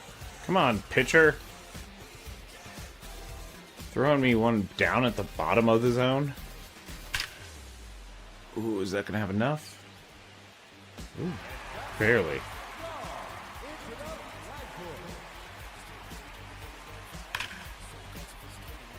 I am really early to all of this. There we go. Figuring it out a little bit.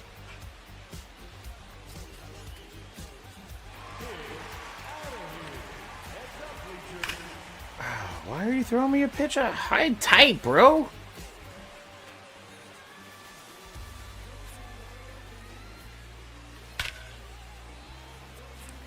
Alright.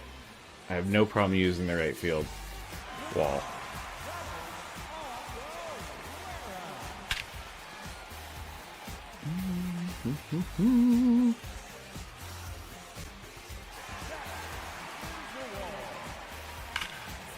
Too early. This pitcher's like trying to change up speeds on me, throw high and tight. Come on, man.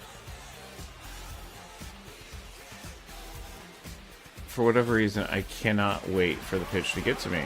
But I'm hitting home runs, so who cares?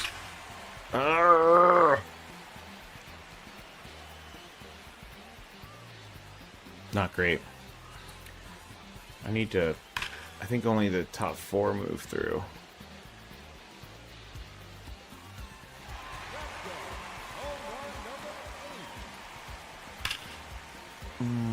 That's foul.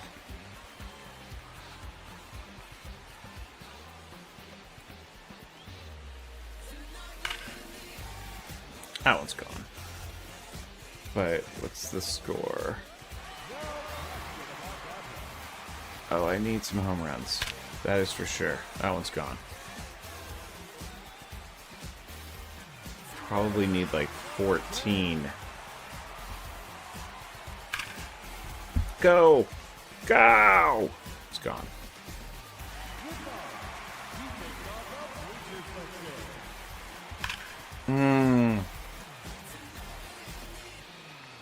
I cannot be eliminated in the first round. Can't tell if I'm outside. I'm really making this difficult on myself. I am now at the bottom, so I'm caving under the pressure.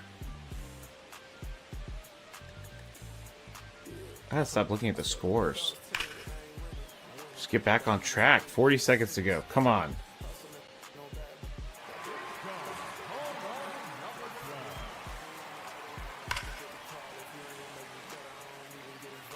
Couple people did not hit a home run, so that's good. What are you doing throwing me a pitch that low?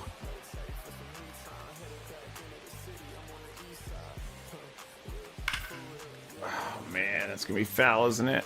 Yep. I'm not going to make it. Dang it. I thought I would need 14, and I do, but I missed that pitch. I literally just missed it. That is a brutal way to end this. Yes, I'm aware I've been eliminated. That was a terrible showing. So hopefully I can do him justice. And I'm the green one. Pretty sure that's out, right? Yes. Ooh, that's too early of a swing.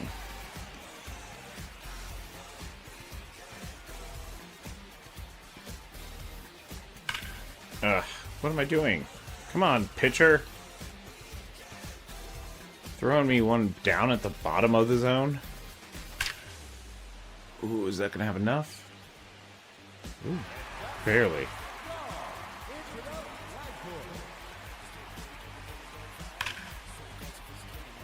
I am really early to all of this. There we go. Figuring it out a little bit.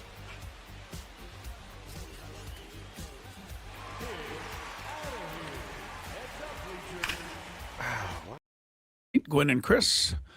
97.3 The Fan. Chris Ello, Matt Skraby, Bill Howe Studios. We know how. Are we giving away Del Mar tickets today, Skrabe? Yes, we are. All right. Some point you'll have a chance to win a pair. The party at opening day at Del Mar. It's a week from Friday, July 17th. Tickets will include opening day admission and exclusive access to the party, complete with world-class DJs, craft beers, cocktail bars, photo booths, private wagering, tickets at dmtc.com. This event is for 21 and over because you need to be 21 to get in. Padres have made a move, as we surmised, as AJ Cassavell surmised, on with us, and we appreciate him joining us there on the SDCCU fan hotline.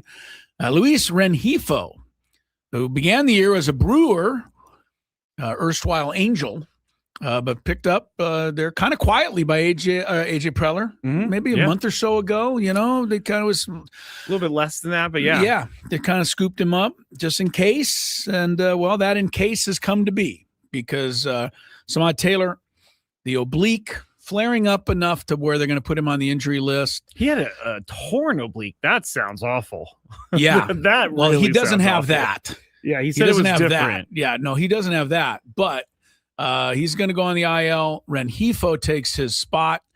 And as far as the lineup tonight is concerned, we can definitely tell you that the ball, Manny Machado, fouled off his foot last night, which when it happened, I thought he's coming out of the game. Yeah. Like he's not going to finish this game. Yeah. He did finish the game somehow, some way, but he's not able to go probably tonight. Paying for it today. Yeah, he's not in the lineup tonight. So here's who is in the lineup tonight, as Skraby will tell us. Oh, me. Well, you got to play the thing. Yeah, I played it. Okay, I got it. I forgot that you told me that, to be honest. Leading off, Fernando Tatis Jr. playing right field, Jackson Merrill center field, batting second, Xander Bogaerts third, shortstop, Gavin Sheets first base, a cleanup, Jake Cronenworth second base in the fifth spot, Luis Campusano all the way up to number 6 at the catcher position. Miguel Andujar DHing at 7. Jace Bowen at 8 playing left field. And then Sung Mung Song is playing third base tonight, batting 9th. Jace Bowen's been a disappointment in my mind. I didn't expect him to come up and hit 20 home runs. I expected a couple, though. I mean, he's kind of an all-or-nothing guy. He is, yeah. And he's been nothing. Yeah. Unfortunately, I made a hell of a play defensively there. Almost saved the game in Chicago. He's made a couple defensive so I appreciate plays, that. Yeah. You know, he hit a ball to the fence last night. He's had a few of those. Mm-hmm. But this is the big leagues now. You got to get over that fence. And, you know, I don't know how many more swings there are for Jace Bowen. You know, like this is probably running out. Yeah. So, you know, take advantage of it, kid. Get in there tonight and see what you can do. All right. We're going to play some Chris vs. the Fans now. Some trivia. Chance for you to win glorious cash and prizes as well, actually. Cash. It actually is cash and prizes. You do not actually get cash in hand. No, but nobody does. anymore. True. So, cash basically it now means that it's, inserted into your account. You get a credit. Yes. You're going to be entered in for the grand prize, 2-night stay at the Fontainebleau. It's in Vegas, and you get the $150 food and beverage credit. It's as good as cash. Oasis Pool Deck at Fontainebleau, Las Vegas, officially has opened for the season. It offers 6-acre elevated pool experience, 6 distinct pools, and Live Beach. Enter to win a 2-night stay at Fontainebleau, Las Vegas, and a $150 food and beverage credit. To book your stay, visit FontainebleauLasVegas.com now. We play. If you had one shot, one opportunity to take down the human almanac himself, howdy do. Now is your time. Listen to me, this guy is dangerous. Now is your opportunity to win a prize. Well, I hope you know what you're in for. Chris versus the Fans starts now on 97.3 The Fan. All right, here are the rules. You have to I had to put someone on hold. You have to make it through 3 questions. Each question will get more difficult. If you get the question right, you move on. If you get the question wrong and Chris gets it right, you're eliminated. But if Chris gets it wrong, then you move on to the next question. Or you win if you're a first-time player. Let us know before you get into it, and you'll get that first question for free today. We've actually had some pretty darn good players as of late. Last 2 days. You make it sound like we rarely have good players. I'm just saying that players. We're trending in a good week for Chris versus the Fans, competitive wise. Let's go to our first contestant. We'll go to Steven in Chula Vista. It says, hello, Steven. Hello. Hey, Steven, welcome to it. Is it Steven or Stefan? It's Steven. Stephen Curry's ruined my name forever. Steph Curry has ruined your name forever. That's hilarious. All right, Steven, here we go. Question number 1. What World Cup team does Mo Salah play for? Egypt. Egypt is correct.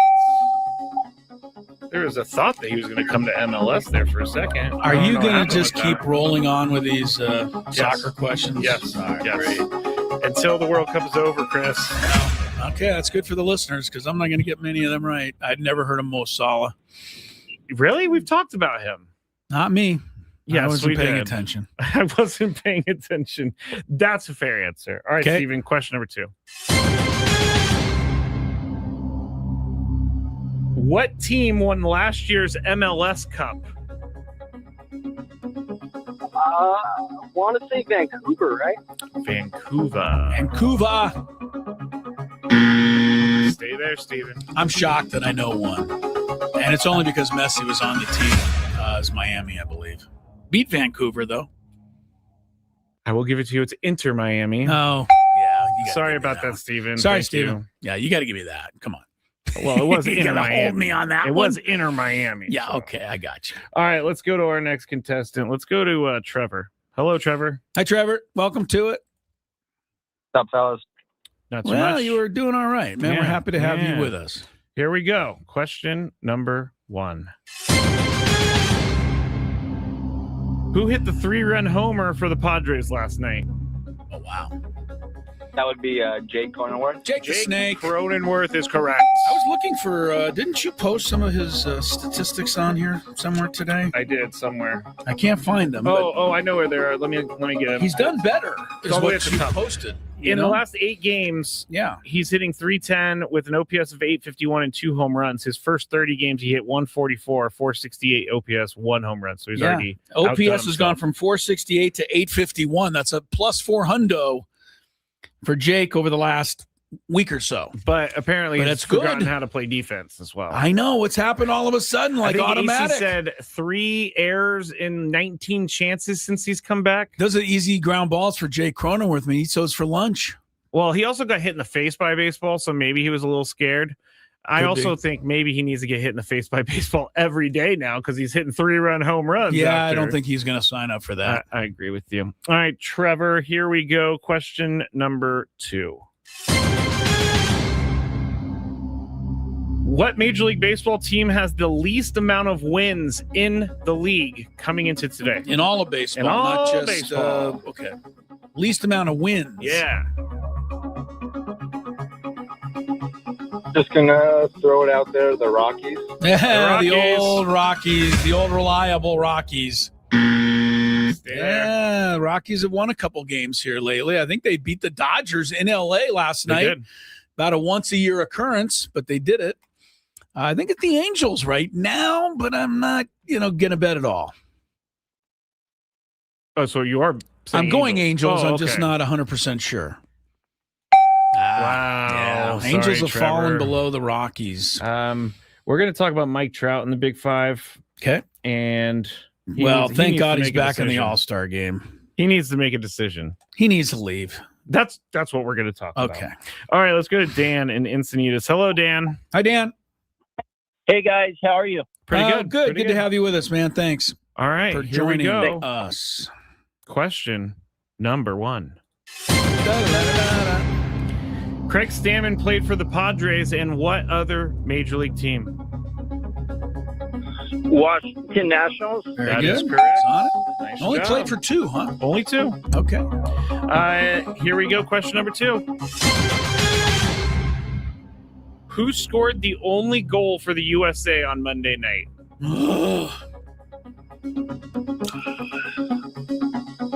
I'm not sure.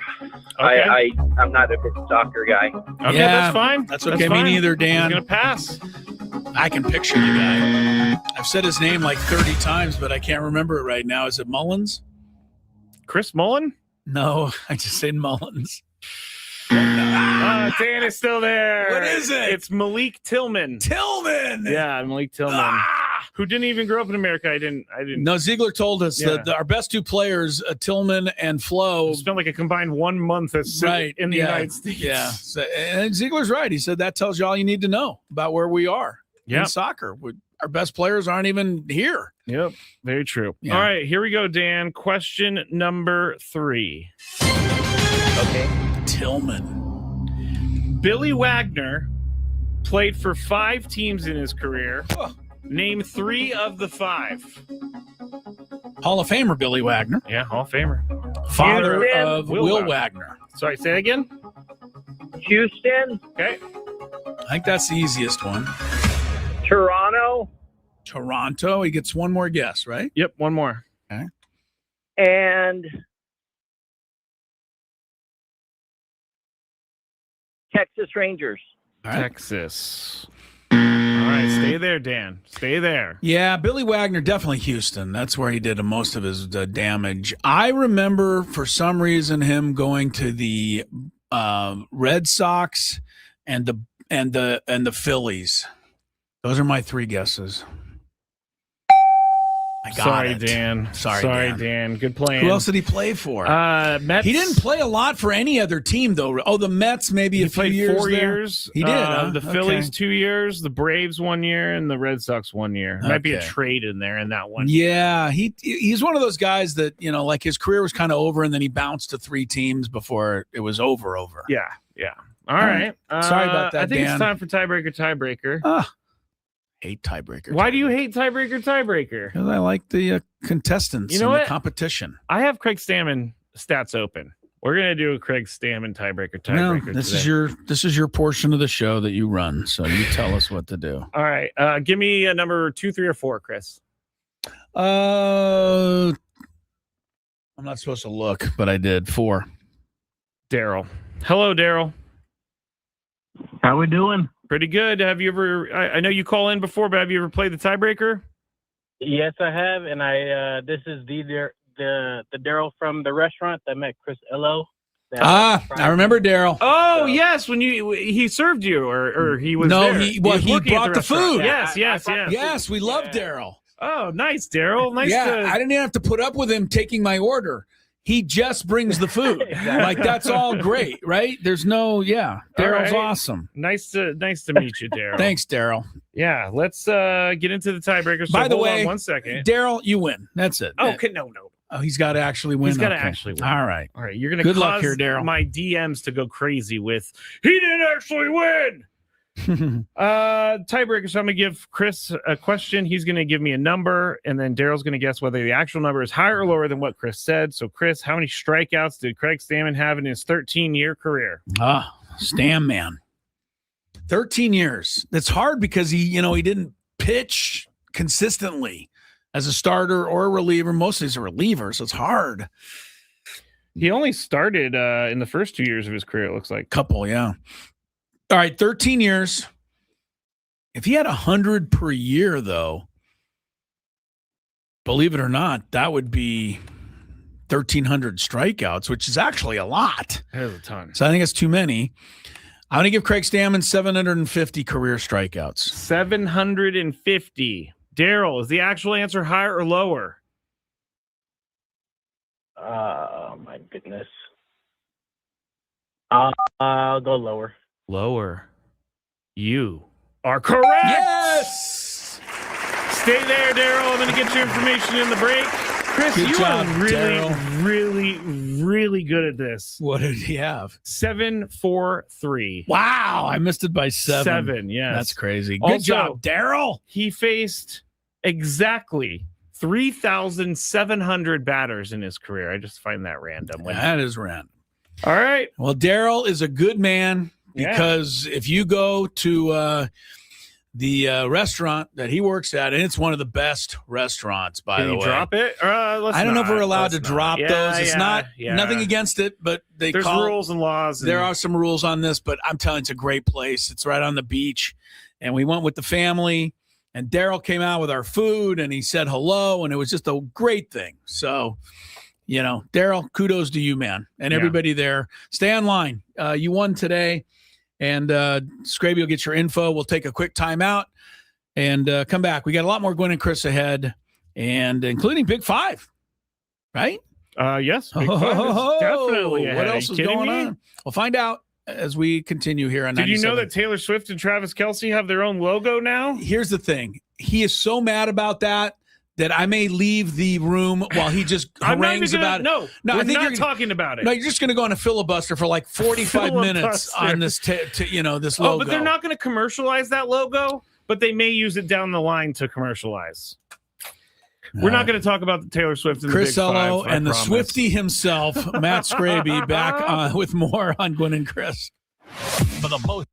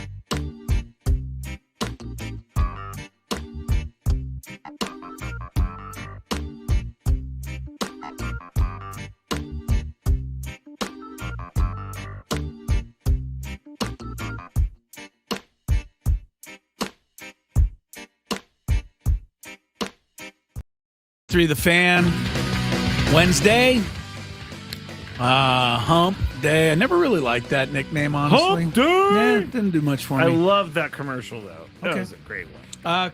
Big night at the ballpark, by the way. Trevor Hoffman bobblehead giveaway, wearing the 1998 jersey in the bobblehead. Saw him last night on TV with Don and Mud.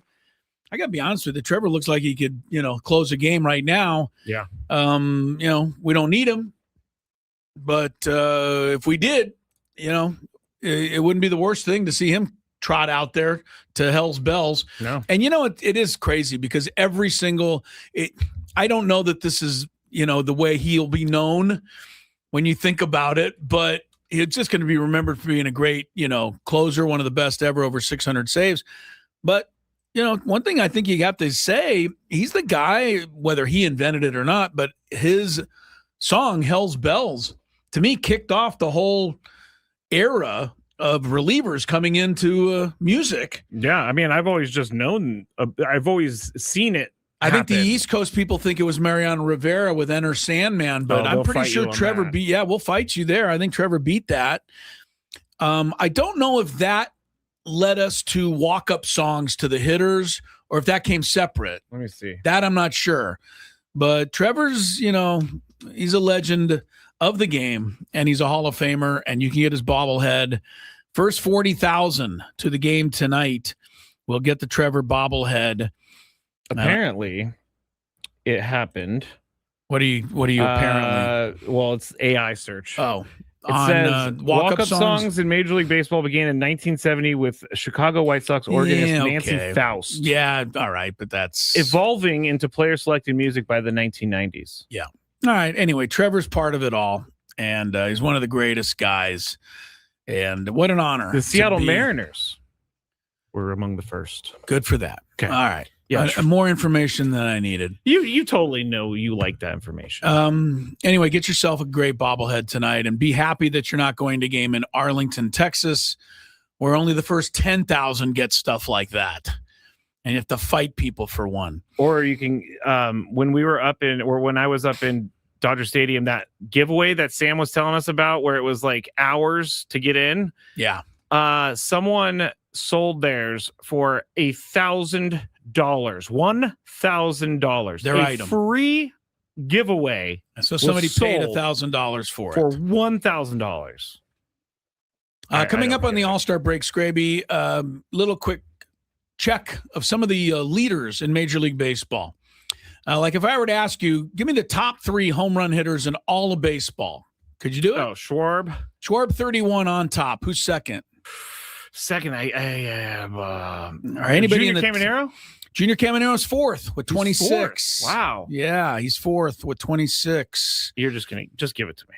Yordan Alvarez is second with that. 29. Hunter Goodman, Colorado, is third with 27. A little surprising, I think. RBIs, Major League leader. No way anybody would have picked this guy. As a matter of fact, people had pretty much just assumed this guy's career was going to be a bust. And it's not any longer. He also was a person I directed you to pick up for your fantasy team, and you should be grateful. Jordan Walker leads all of MLB with 69 RBIs. Yeah, he's been great. Yordan Alvarez is second, again, with 67. And another one of your favorites, Nick Kurtz. Love Nick Kurtz. 66. Big Amish is what they call him. Okay. Batting average leader, who you got? Major League Baseball's batting average leader. Is it Luis Ariz? He's second, 324. Xavier Edwards? No, it's not Xavier Edwards, but it's one of his teammates. Otto Lopez? Otto Lopez, 343. Actually has a pretty good lead. Jeez, that is way up there. 20 points up on a rise right now. The American League batting champ, if the season ended today, would be Yandy Diaz. Although Yordan Alvarez is second, which means he's actually going to make a push for the Triple Crown. That would be Alvarez something. I never expected that guy to be able to hit. Not for this kind of an 300. average, Yeah. right? All right. If you get the stolen base leader in baseball, you either have this guy on your fantasy team or you're the greatest follower of baseball ever. No, he's on the it's a random player. Completely random. And we've talked about him off the air before. I won't get his name, but I think he's on the is he on the A's? No, he's not. He's on the Nationals. His name is Nasim Nunez. That's it. He's got 33. You're one of your favorites. 33. Wow. Yeah, one of your favorites, Bobby Witt Jr., has 30. By the way, Connor Griffin, 20 stolen bases, 1 caught stealing. Next best on that category, Jackson Merrill, 19 stolen bases, 1 caught stealing. That's what we could say has definitely got better this year is his base stealing. All right. I held off on this. Who is the major league leader right now in WAR? James Wood. And you know how much I hate this statistic. I hate it even more now because of who's leading. Oh, is it Juan Soto? It is not Juan Soto. Is it James Wood? It is not James Wood. It's not Juan Soto, the WAR leader. You know, Juan Soto, I think they're finally docking him for, pathetic play on defense. He's quite a ways down there now, Soto is. This guy's the major league leader at a 5.4 WAR. Shohei? No, I like Shohei way better than I like this guy. Who is it? You know how much I dislike this guy. I'm trying to think. And he's the major league leader in WAR, which makes me hate him even more. Oh, PCA. PCA. Yeah. Yeah, 5.4 WAR. He leads it. Kevin McGonigal, a rookie for the Tigers, is second. I mean, he started his historic career here at Petco Park. Yeah, but he's, how good is he? Is he the second best player in baseball, which is what WAR tells us he is? I don't think we know know about the answer that. to that question. All right, here's a tricky one, and then we're going to get to break. Who is the major league leader in wins, victories for a pitcher? Could it be Zach Wheeler? It is not Zach Wheeler. This guy has 12 wins.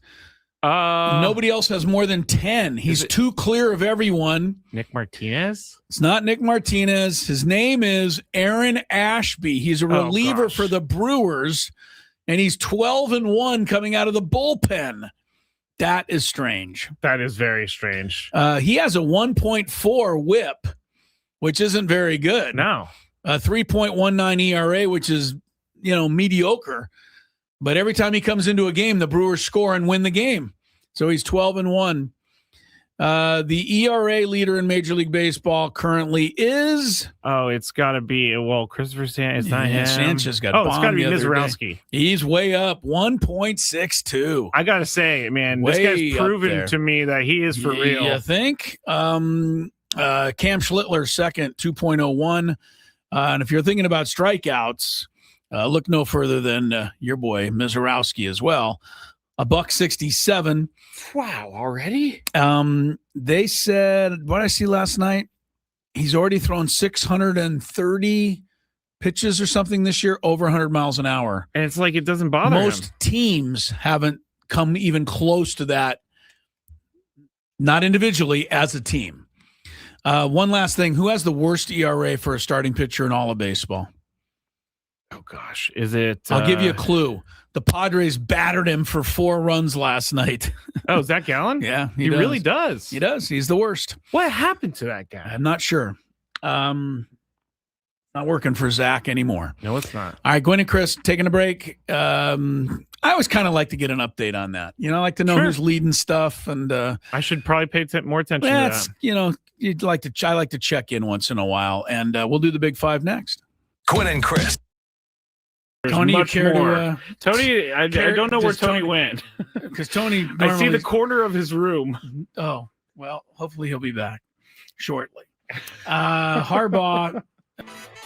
I'm not sure where he went. I might text him to see if he's okay here in a second. Hope he didn't. Yeah. Did you think he fell in the shower? Or I hope he didn't meet with foul play. You think he met with foul play in our commercial break? I don't know. I mean, he is in New York City. So. He's in New York City. It could be. You never know. All right, we'll just go forward. We're just going to go forward without Tony. I'm sure he'll rejoin us when he gets a moment. Everybody stare at that box in the top right corner because it's just the corner of his room. I'm going to look now. I'm kind of intrigued. Oh, someone says maybe he's in the bathroom. I don't know. He's been known to go there, as have all of us, frankly, but him more than most. Over under, Tony just forgot that he was doing the show. That's not nice. Yeah, so maybe that's what they're thinking. You know what just hit me, Chris? No. What if Tony went out to get like ice or something and he forgot his room key?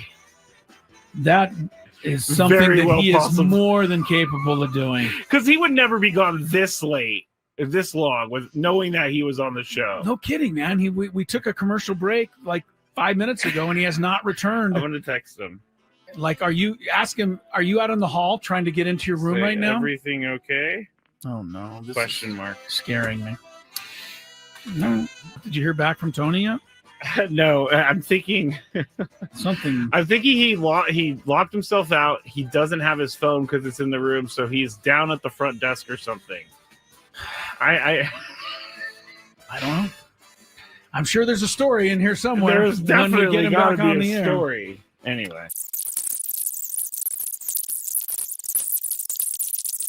I was very concerned about Tony, and I took him off the screen because he's not back. I guarantee you he got locked out of his room. I don't think you're wrong because that makes sense.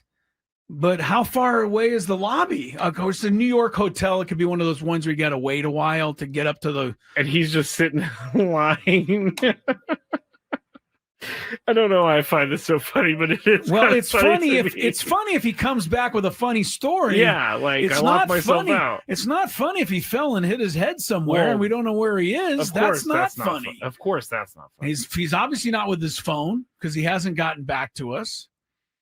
Has Tony locked himself out before? Not during the show, but I'm sure he has at one point in his life. Of all people, Tony would certainly seem to be one who would do it. Oh, August also says, Clinton said, got to use the key card for the elevator too. So maybe he's just stuck. You can't even get down? No, you don't need the key card to go down. Okay. You only need those to go up. You should be able to get down to the lobby to say, hey, I locked myself out. In New York City, but if we do, can you go to the Padre Hotel and knock on Tony's door? We don't know where he is still. No, still hasn't come back. And I turned on It's been 20 minutes now. I know. Now I'm starting to get a little worried. Yeah, where'd he go? What happened? I don't know. I would call the front desk of the hotel, but I have no idea where they're staying. I don't know where they're staying either. And when you sent him a text and said, is everything all right? We have not heard back from him. He is still not back in his room. I bet you he is standing in line in the lobby as we speak. Trying to get his key back. Someone said text Jesse or Dave, and it's really not a bad idea. Maybe at the next break, though. Yes. If we get to the next break, we got to text those guys so that they can go make sure he's okay. Because I don't know where he is. It's crazy. Dave Marcus is probably the one to text. We'll text Dave. Because he's, Jesse could be doing anything, but Dave's always there, ready to go. You're trying to say Dave has a ho-hum life and he'd just be sitting around waiting for a text, whereas Jesse might be busy? Is that what you're... Dave's been doing this job for like 30 years. I don't think the what is the word I'm looking for? Never mind. All right. Well, there's certainly an explanation, but we don't have it yet. Text Scan. I don't know Scan well enough to text him. We're going to text Dave if this gets to the top of the hour, and we still don't have a Tony Gwynn Jr. sighting. All right, do we just go to traffic like it's normal behavior time? I mean, it just seems weird. We got to move on with the show. Show must go on? Yeah. I don't know. All right, we're going to do the good, the bad, and the really, really weird and ugly next here after traffic. All right, it's with less enthusiasm than usual that we embark on the good, the bad, and the ugly for week 2, Skrabe. I'm going to try not to worry too much. I'm going to try not to worry also. I'm not necessarily the worrying type. I'm not either. But, I'm intrigued now at this point. Like it's with this long pass to Devontae Smith. He's back! Helped put him there. Hold on, he's back, everybody! Stop everything. I literally, we went to commercial break, I laid on the bed, and then I just fell asleep. I never even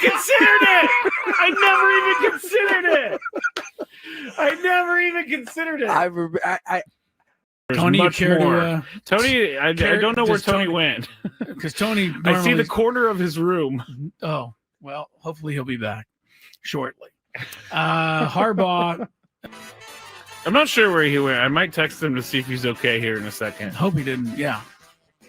Did you think he fell in the shower or something? I hope he didn't meet with foul play. You think he met with foul play in our commercial break? I don't know. I mean, he is in New York City. So. He's in New York City. It could be, you never know. All right, we'll just go forward. We're just going to go forward without Tony. I'm sure he'll rejoin us when he gets a moment. Everybody stare at that box in the top right corner because it's just the corner of his room. I'm going to look now. All right, Big Five time here on Gwynn and Chris, Padres, Diamondbacks. By the way, if we haven't already, thank you out there to the Entertainment and Sports Programming Network. You know it better as ESPN. Dun-dun-dun, dun-dun-dun. Yeah, I want to thank them for telecasting tonight's game and not starting until 7 o'clock so that you and I can do a little extra show today. Oh, even 7:10, giving us even more time than we expected. Yes, this is a problem. It's a problem, ESPN. Okay, come on. We never take any time off, Chris. No, and when I'm we're just on, kidding. Our show, and when we're on, we want to be on as long as possible. Oh yeah, so give us 9 hours. Thank you to ESPN for that. Would you ever be able to do I know that a radio station here in town did something called the 28-hour show where they would raise money and they would stay up basically for 28 hours doing radio. Would you ever attempt something like that in your past? I would, to raise money or something. Yeah, that's what I would do that for sure. They did it every year for like years. Yeah, longest, and I remember it specifically, the old 690 days on a weekend. I did a Sunday or Saturday 5-hour show by myself, and that's long. Got lengthy.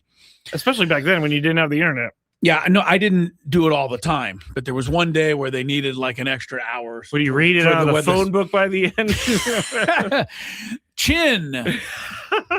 Clark. Just keep We're just reading names. Yeah. Caglione. Yeah, we're just reading names. There's names that start with C. That's funny. All right, Big Five. We'll get into your Big Five, and I don't like to cut into it, so I won't. But let me just say that the the whole business with the kid from Texas Tech, Sorsby, the quarterback, who they accepted and protected and, supported, now it's over for Sorsby, at least for now, right? He can't play in the NFL and he can't play in college and everything that surrounded this. But Texas Tech has to still, to me, face some of the music here.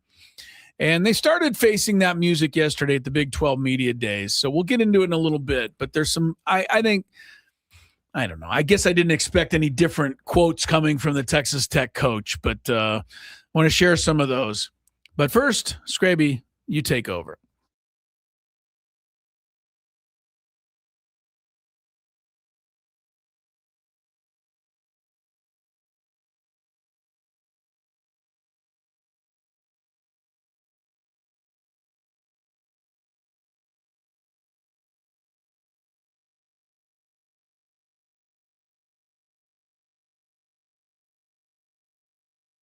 On 97.3 The Fan. All right. We have some good topics today. Think baseball coverage on 97.3 The Fan is presented by Xfinity. Score the most reliable Wi-Fi, one price, 5 years guaranteed. Xfinity, imagine that. Chris and I here at the Bill House Studios, where we know how. I forgot what I was doing there for a second, Chris. Honestly, you said it yesterday. I'm going to start getting old and I'm going to start forgetting things. And I just forgot what I was doing in the middle of it. Right. Think about how much stuff you already forget. You're still way behind me in age. It's not going to be good for me. Where'd your dinger go? And for everybody, just so they know it's a clip. Oh, where'd my dinger go? Yeah. One of my favorites. All right. Justin Verlander has announced he is going to retire at the end of this season. Yeah. He had a pretty storied career. He was a 3-time Cy Young winner. He was a 2011 AL MVP, which he also was the Triple Crown winner that year for pitching, which means lowest ERA, strikeouts, and what's the last one? Wins. There you go. 2-time World Series champion, 10-time All-Star, 2-time ERA title holder. He's also 8th all-time in strikeouts as well. He also gave up 3 home runs to Pablo Sandoval in Game 1 of the World Series. Which is what you choose to remember. I just remember going into that game, Verlander. Of course, you're not going to get any runs off that guy. Yeah. 3 home runs by Pablo. Anyway, Chris, is he a first ballot Hall of Famer? I don't think there's any question. This is an easy one. 24-5. 18-4, 21-6. Yeah. Back when it mattered if you won games. Yeah. 1.75 ERA to win the MVP. 1.75. Now Mizorowski's, challenging that right now, but he's still only halfway through the season. Yeah. Now Verlander's one of the best ever to do it. I want to say this though, and I will never forget this anytime that I hear talk about the career of Justin Verlander, and I believe that no Padre fan should ever forget it either. The 2004 Major League Baseball draft. 2004, okay? First pick that year belonged to the San Diego Padres. They chose a guy who would end up almost in jail before he got back into baseball and then bounced around. He was a kid from Mission Bay High School. His name was Matt Bush. Oh, yeah. The Padres did not want to touch dealing with a guy by the name of Justin Verlander, who was chosen right after. Why not? I think it was a Boros thing. I honestly think it was Boros. Scott Boras, didn't want him to play for the Padres? No, the Padres didn't want to, be held up for the money. Oh, well, that changed over the years. That's crazy. I did not know that. I'm just saying, Verlander was, and there was other guys in that 2004 baseball draft, not just Verlander, but to this day, it's just a sour taste in my mind. When I think, Bush was taken and Verlander was right there. Yeah, and it's not like Verlander snuck up. Like they knew who it was. Everybody talked about it being Verlander, and they went the other way because I really think it has something to do. Somebody might remember better on the chat, But I think it had something to do with Verlander was represented by Boros, and the Padres are like, nah, we ain't going to put up with that. That's crazy. I mean, they should have chosen him. You think? Yes, I think. Okay. All right, I agree. First ballot Hall of Famer. Number 4. Except for that game against Pablo Sandoval. Phillies ace Zach Wheeler was not happy that he was snubbed from the All-Star team. Even though he missed almost the first month of the season, he has made up for lost time, though. His stats this year, 9-1 record, 2.28 ERA, 98 strikeouts, a .91 whip. Even though he missed the first month, I'm up first. Should he be an All-Star? When I first saw the story about him being mad, I was like, you missed the first month, bro. It's not like that. Can't do that. And then I looked at his stats, and I'm like, 9-1, 2.28, .91 whip. He definitely should be an All-Star. Not sure why he wasn't selected, but this is a snubbery if I've ever seen one. Chris, what do you think? Hang with him. Hang with him? Yeah. Do you think that? I mean, Sonny Gray, I thought was a bigger snub okay. this year, and he's obviously in the American League, but I don't know. There's a lot who made it that shouldn't have made it, right? That's what I need to know. I mean, you got guys like Mizorowski on there, Christopher Sanchez, you got Ohtani, you got Skeens, you got some pretty good guys in the National League. I'm not saying Wheeler isn't one of the good guys, but not everybody can make it.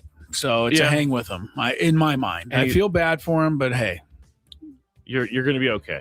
You're going to be okay, Zach Wheeler. Take that time to rest. He was smart. He used it last night, motivation. He said, I'm ticked off, went out there and pitched like it. Good. Struck out a 13, 15 guy? 14, yeah, so 14. A big game. Number 3. All right, here it is, the Mike Trout talk. Every year we talk about this, but every year it seems to become more and more realistic. The question, are the Angels going to trade Mike Trout? The Angels say, no, we are not. Interim general manager John Mozeliak told the Los Angeles Times that trading Trout is, quote, not happening. Now, the Angels haven't made the playoffs since 2014, and the last time they won a playoff game was back in 2009. So, Chris, are they in danger of making the same mistake with Shohei Ohtani by not trading him? It's a long question. But well, I think they've already made the mistake with Mike Trout. Years ago. Yeah, they should have done this a long time ago. The Angels are the worst organization in baseball because the Rockies have the worst owner. But the Rockies still around him are able to, do a couple of things right. You look at some of the young players. You got Hunter Goodman. You got, Tovar has been, a little down this year. But the Rockies really have developed some pretty good young little players here that might someday do something. Can you name an Angel that's doing anything? Joe Adele was at one point. Yeah. I just think Trout and I feel bad for Trout too. I mean, he's the one who signed that extension and stayed I know, there. that's what I mean. So maybe we should give him a little credit and say, hey, I the do guy think that's stuck true. it out under, there's been more important things to him. But, Trout's a Philadelphia guy. That's the weird thing to me. He's an East Coast guy. He wears Eagles jackets from and New goes, Jersey. Yeah, New Jersey. So, I'm surprised that, he stayed here as long as he has. He could have called it and gone somewhere else. But the Angels, I don't know. This goes all the way back, Skraby, to when I got spanked in the behind coming out of the womb. The Angels have been horrible. They've lucked out. If you don't know what we're talking about, go back to the beginning to the beginning of the show. But they've snuck a couple of lucky moments along the way. But, this is the Angels. Yeah, I mean, they won a World Series. I think they are making a massive mistake by not trading him. I think he's making a massive mistake by not forcing a trade. We're gonna talk about Mike Trout forever and ever as the best baseball player to never play many playoff games. I think he's played 3 playoff games and didn't win any. 3. They got swept by the Royals. You cannot be the best player in baseball history if you go to 3 playoff games. Yeah, there's other guys that have played a long time, never went to the playoffs, but they played before there was playoffs. Like well, they didn't. They used to go straight to the World Series. Oh, okay. I see what you're saying. I mean? Yeah. Until 1968, there was just World Series or nothing. So, yeah, a lot of guys, great players, Ernie Banks is one. Yeah. But, yeah, they never got a shot. I think there is something to what you said though about Mike Trout and giving him a little bit of credit for staying with the team. Yeah, because we definitely see guys. I mean, I go know the other way. I know a lot of Angel fans, and I think that they'll always appreciate Mike Trout. Yeah, and there's something to be said for that. I had never seen him play until earlier this year, and he's much different than I thought. He's very fast, like extremely fast. I know. I just didn't realize that he was that fast. As big as he is. He's a freak of nature in terms of talent. Number 2. Following Monday night's match, Belgian goalkeeper Thibaut Courtois addressed the victory over the U.S. and all the drama leading up to it, admitting that the team felt, quote, disrespected in recent days. Or he went on to say, quote, in recent days, we have been disrespected here in the United States. It was being said that they could beat us easily, but I think today we showed that we are a good team. We played a great match, end quote. He also said, we wanted to pin the United States back from the start, tried to create chances. Then they started to doubt themselves. Perhaps the 5-2 defeat against us in the friendly was affecting them. So, Chris, how long do you think this is going to fuel the Belgian team? What, the fact that the call was made, I don't know. Until Spain spanks them Thursday. You think so? Yeah, this game's over, man. Move on. You beat us. Good for you. Yeah, I guess so. You're better than us. We readily admit that. What are you going to do? Run around Belgium with flags that say we beat the U.S.? I mean, after Spain beats you, then your season's going to be over too. I could see them using this as fuel and winning the World Cup. That would be insane. You're going to take it all away, huh? I don't know. They were very happy with themselves after they won. So, well, they should. They dominated. They played a hell of a game, but they're going to play, a team that is better than them in the next round. So we'll see how they do. Yes, exactly. And I still didn't know that they didn't even have their best 3 players. Like they could have. They had them available. They were on the bench. The coach went a different direction. I went. I feel like an idiot, Chris. I went full in on this. Like they're going to win. I know this team is going to be in the final. I mean, I told you not to get that. I know. I told you not to get that tattoo of the American flag on your butt, but you did it anyway. I did it anyway. Yeah. And I put Kristen Pulisic's number on it. Now what am I going to do? Yeah. All right. Last one. I don't know if I hit this, but yesterday we already talked about Ryan O'Hearn had 3-homer, 10 RBI game, and Paul Skeens was on the mound. They asked Paul Skeens about it, and here is what he said. What was it like to see that sort of performance from Ryan? I mean, I think it was kind of selfish, to be honest. Everybody else was getting on, and home runs are rally killers. You hit a 3-run home run or a grand slam, and it's just like, what now? There's nobody on, nobody can drive him in. So, all right, he goes on to say, obviously he's trying to be funny. But here's my question: is he starting to break out of his shell? He already did, didn't he? Do that whole thing with? Well, no, he did the photo at the airport.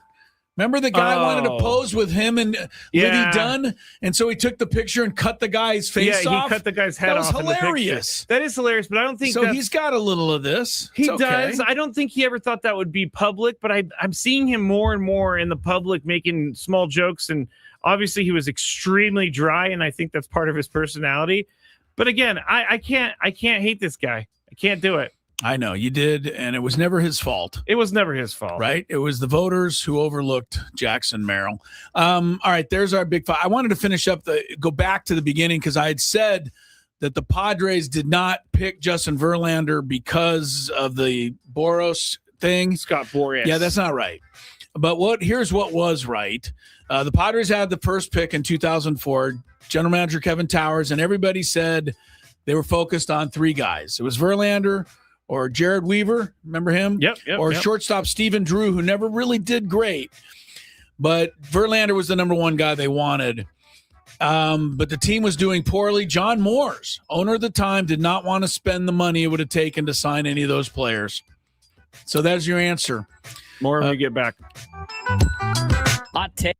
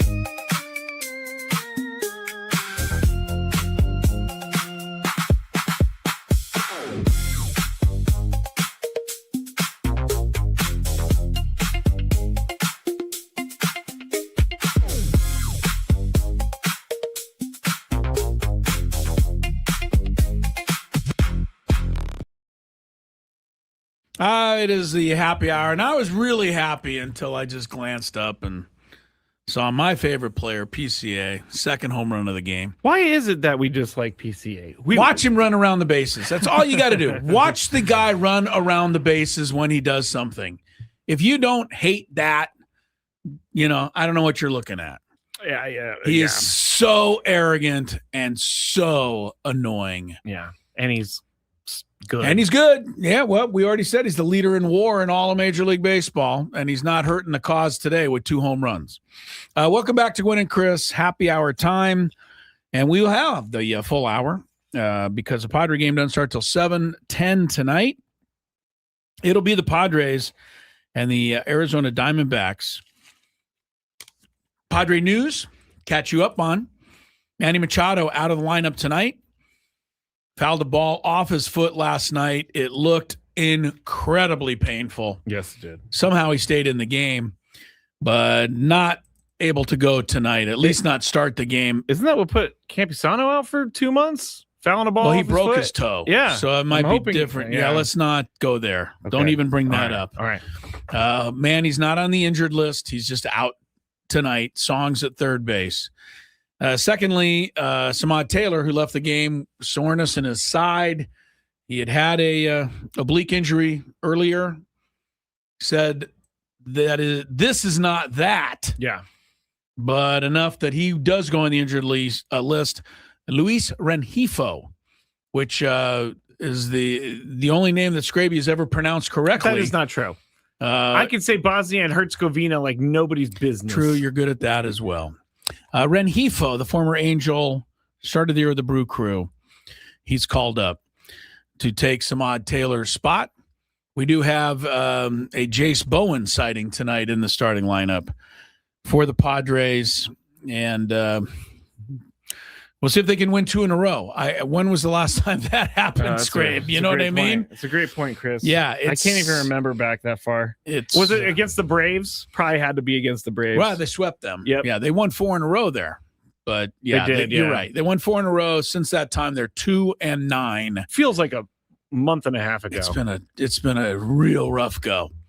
But they did win 4-1 last night, and we're happy about that. And like one of their most complete games in a while. Well, I guess if you want to say they had one inning where they did something. I'm saying they put it together. They got the runs on the board, and pitching and defense held up. They went 7 innings after the first inning without getting a single runner in scoring position. I know. It's not like they blew the game open. No, this is what I said to Adam when I saw him today. We're going to take what we can get. I was like, they didn't score for the other 8 innings. That makes me still worry a little bit. Didn't score. They didn't even threaten. Okay, that makes me worry. But we'll see what happens tonight. Jose Cabrera, who's just like kind of a minor leaguer that's charading as a major leaguer, will start for the Diamondbacks. Michael King, who's a superstar, charading as a number 4 starter, will go for the Padres. See how it works out tonight. Both teams have a record of 45-46, which kind of describes the situation. Yeah, definitely. Only 14 games back of the Dodgers in the National League West. That's depressing. Wow. Depressing. 14 Dodgers big won ones. 60 games already. They have. Do you want to hear from our fearless manager? I do, but I want to remind everybody that the happy hour is brought to you by GL Pools. They are the company trusted by thousands of San Diegans to keep their pool sparkling, swim ready, and expertly maintained. Call GL Pools now. Say the word radio. Radio. Get yourself a free month of service. Craig Stammen, at least, came out to meet the media today following a win. Yeah, he looks happy in this video. Yeah, right. It's something new, a little refreshing. Honestly, when I saw the post-game scrum last night, he just looked so much different. Like a weight has been lifted for one day. And yeah, I don't know what I think about the preseason, the pregame scrum.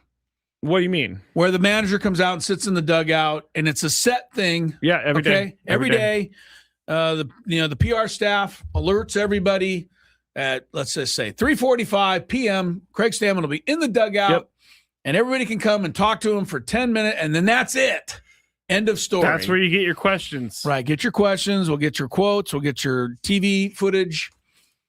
I don't know if I like that better or if it was just better back in the day where you kind of. Oh, here we go again. I don't know. I didn't say it was better. I'm asking. What was it like? You just kind of did what you did. You went in, the manager was in his office. You asked him a couple questions. You moved on. I get what you're saying. The manager could tailor his answers, a little differently to you and to them. So I'm assuming the manager likes this better because it's more of a controlled environment. Oh yeah, no one can go. Yeah, I assume that's what. So it's I assume all about. they like this better, but I don't know for sure. I think it's more personal if you're able to stop by the manager's office, knock on the door, say, "Hey, you got?" I would think so. I would think so. You get a little better, situation. But now we got guys that are going to be in there, like asking a million questions and trying to get something viral for their blog and right. So this was almost a necessity in this day and age to do what they do now. I think so. It used to be kind of risky as a sports writer. Walk in before the game and Tommy Lasorda was in the office. The Dodgers had lost 4 in a row and you wanted to ask him about the lineup. And he may just yell at you for 10 minutes straight. Yeah. With nothing but swearing. It was possible. He also might go, be nice and answer the question. You had no idea what you were going to get. Nothing. No clue. But you had to do it. It wasn't easy. That gives me anxiety. Got to be honest. Yeah, it was tough. And I honestly, Lasorda is my favorite example because as I've told everybody a million times, he's not the most friendly person. He's not the most friendly person unless the TV camera's on. But he, I wonder how somebody like Lasorda would even react if that was the way it was. Like the PR staff, walked him out to the dugout every night at 4:00 and he sat there for 20 minutes. I think he would probably love it. I don't think he would. Well, you know him better than I do. I wish I didn't. I wish I. Yeah. Aaron Boone just got thrown out of a game though. Yay! So he's back on the ejection board. He's trying to catch up to Bobby Cox. He's the only guy who has a shot at it. John Boy's going to have a fun time with this one because I saw many words I can identify from Aaron. Do we have a no-hitter alert in Pittsburgh? Is the bottom of the 6th really far enough into the game for a no-hitter alert? Well, Atlanta doesn't have a hit through 6 innings, so I'd say that's far enough. Okay, fine. I think it's Keller who's pitching. Mitch Keller for Pittsburgh. All right. What after all of that? Yeah, I was going to say. Forgot to hear what Craig Stammen had to say. Yeah. What did he say? Craig, let's start with the move today. Luis Rengifo called up, activated Samad Taylor to the IL. What can you tell us about both parts of that move? Yeah, Samad left the game early last night. I don't know if you saw the swing he took. Had some pain in his right abdomen, oblique, so he's got a right oblique strain. And Rengifo, we just signed him, a week ago and got him out here, and he's been performing well in AAA. Excited to have him on the squad. They're a bit of different players. Taylor, an outfielder. Rengifo's been more of an infielder in his career, has played a little bit of outfield. What do you envision Rengifo's role being? Yeah, switch hitting, utility, can play the outfield, can play the infield, just kind of fit in. Good pinch hit option for us. Been in the big leagues for a while, so brings a little bit of experience, but, glad to have him on the roster. Manny took that ball off his leg yesterday, out of the lineup today. What can you share with us about his status? Yeah, just a day off. I was going to give him a day off here this week at some point. Today just made a lot of sense. So just fouled the ball off his big toe. It was definitely sore. Couldn't run nearly as well last night, but, kind of almost like a scheduled day off for him. Would he be available off the bench in the right spot tonight? Yeah, we haven't even I haven't talked to him about how his toe feels really. So I'll talk to him a little bit, see how he's feeling, and then we'll judge that, as the game goes. Jake Cronenworth, the home run yesterday. His offense has been really, really good since coming off the IL. What does a productive Jake Cronenworth do for this lineup? Yeah, it's definitely good against right-handed pitching. We got that lefty in the lineup, that extra lefty. Gives a quality at bat every time. We know when Jake gets hot, he's a big part of our offense. And, so far we get him going, we can score some runs. I made fun of Sam the other day because whenever he asks questions, it's always like, hey, Craig, I know everything was very tough last night. I just wanted to see how you feel today and what's Manny going to do in the lineup. Sam cares about the people he's talking to, but I will tell you that if you asked Tommy Lasorda whether or not Manny'd be available for pinch hitting, Tommy Lasorda might tell you to just mind your own business and find out with the rest of us. Man, Tommy Lasorda sounded terrible. He wasn't alone in those days, though. Billy Martin, Earl Weaver, come on, they all did it. Come on, Earl. They all made you sweat it out with every question. If you've never seen the Earl Weaver ejection video, go YouTube that, because he's my favorite manager, and the back and forth between him and the umpire is just amazing. It might not be the only Earl Weaver ejection video that exists, but it's very popular. But it's the one that, it's the one that'll pop up. You'll see it. Yes, it's hilarious. I don't have the kids in the room. I can't even say the rest of it. I can't even say anything. You hardly can say anything, but it's one of the funniest things I've ever seen. You blinked me. You guys are just here to bleep us. That's what Earl Weaver told the umpire. It's so good. You're a liar, Earl. You're a liar. You're a liar. I don't know who the umpire was, but he was on point. He's probably dealt with Earl Weaver far too many times. Yeah. Go find that video for a good laugh. I mentioned Mitch Keller, wrong guy.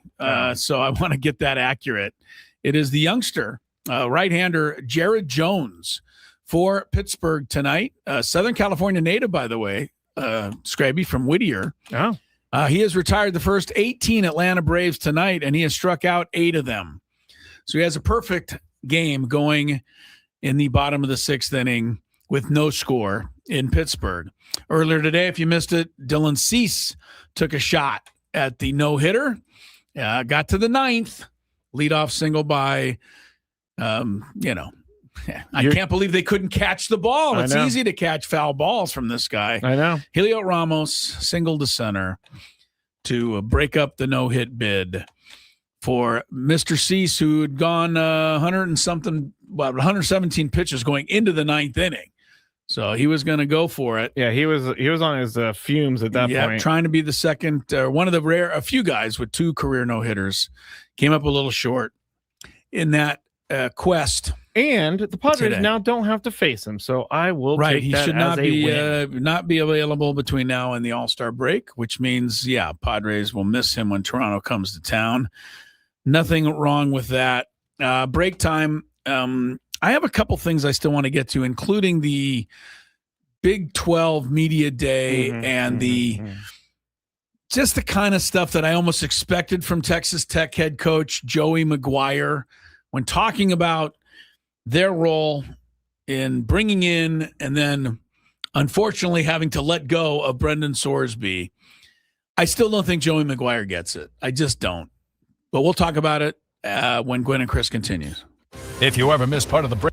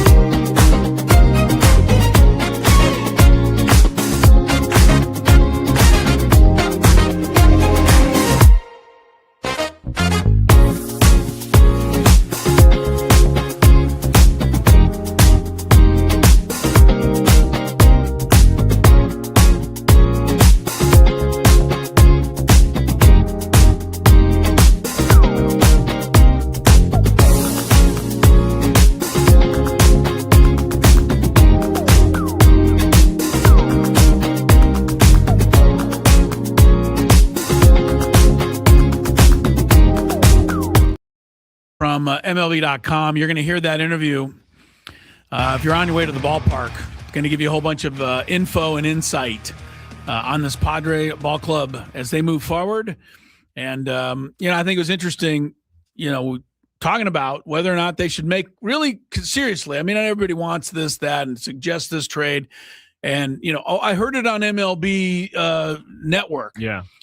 By the way, if you hear something on MLB Network, disregard it. It's completely disregarded because they just make stuff up. They do. They have no idea what they're saying. They're only saying it, hopefully, so you'll tune in. And that's not fair to the guys who work there that actually try to break proper stories. But I am so tired of hearing how Manny's getting traded to the Yankees and Fernando's going here and going there every day. Mason Miller is all Mason Miller is long gone. Adrian Morejon, get rid of him. Well, because small market teams, Chris, aren't allowed to have good players. That's what it seems like the media wants. The thing that bothers me the most about MLB Network is they present it as if it's facts, and it's just not. Yeah. So, take that with a grain of salt. But AJ Cazavel, I think, has some stuff that I think is interesting. And he seemed to agree with you and I that as of right now, this Padre team isn't doing enough to even merit a trade. For everybody who says AJ Preller at the trade deadline is going to turn this around and save it, why would you trade any of your future away for a team that doesn't look like it can do anything now? Yeah. And that's, AJ Cazavel is a lot closer to all this than you and I, Skraby. Yeah, he's there every day. Yeah. In the locker room. And his point is if they don't play better between now and the trade deadline, why even consider it? And when we talked about trading Mason Miller, he said the only way they would trade Mason Miller is if they're so bad that they fall completely out of contention. Yeah, they're 25 games. And then, then 500. somebody wants him for their stretch drive. And they're willing to pay you top dollar for him. Which they won't be because he's a closer. And closers don't draw top dollar, even though it's Mason Miller. I really would. Sorry, they don't. I would much rather. I said this when we were talking about whether or not Mason Miller would be a closer or a starter. Much rather keep him on the team and try to make him a starter than get rid of him. I don't want him even to be a starter. I don't either, but I just want him on the team, Chris. The perfect game bid of Jared Jones of the Pirates came to an end. I believe the second batter, the top of the seventh inning for Atlanta, Ozzie Albies, was able to get a base hit. Oh, you know what? I take it back. They took Jared Jones out of the game. They just after took 6 him innings. straight up out of the game. Yeah, he didn't even pitch. He didn't go out for the seventh inning. Okay. So he becomes the second pitcher this week. Yeah, in the to last be taken out of a days. perfect game. How many pitches? I'm going 77. Right now. That's it. That's it. Even I'll join you on this one, Chris. I'll join you on this. At least when they took out Yuri Perez after 7 innings the other day for Miami, he was in the 90 pitch area. Jared Jones, 6 innings, no hits, no runs, no walks, 8 Ks, 77 pitches. End of his night. So he didn't even get a chance to go for his perfect game. I don't understand it. You got to give him a chance. It's funny. You don't understand that, but you don't understand why I complain about it either. Well, I don't understand 70-something pitches. Okay. If he was 95, I can understand. Big 12 Media Day was yesterday. And that means that the media had their first crack really at talking to the Texas Tech coach since the whole controversy with Brent Sorsby, who was beloved and propped up and supported to the wall by Texas Tech University, despite the fact, he admitted to gambling on sports, despite the fact that nobody wanted him to play, despite the fact that teams were saying they didn't even want to play Texas Tech if he was going to be on the team. Yeah, they were Texas Tech stood by him through it all. Yeah, until finally, there was an injunction that was injunctioned or whatever happened. But yeah, junction. What's your function? It was so crazy. But finally, he was, no way anymore. Texas Tech couldn't keep him. He was going to go to the NFL draft. And the NFL said, we don't want him either. The CFL also said they didn't want him. So, of course, the Texas Tech coach would be asked about that at the media days yesterday, right? Yeah. No, not so much. Oh, he was. He was asked, but not so much. I'm saying the commissioner, Brett Yormark, started the whole thing off by saying, I appreciate the questions that are probably going to come forth today, but today is not the time to address that issue. Why? Well, I know why, but why? Because Tell me why, sir. He doesn't want to hear the questions. Look, I don't want to hear. I'm just going to read a couple of these things, Skraby. Okay. Said McGuire, I knew we'd get pushback and criticism, but it was at the conference level, in the AD level. That's what surprised me. At the end of the day, I still feel that whenever you put a player's interest and the player's mental health and his physical health first, then I think that's what's important for what I do.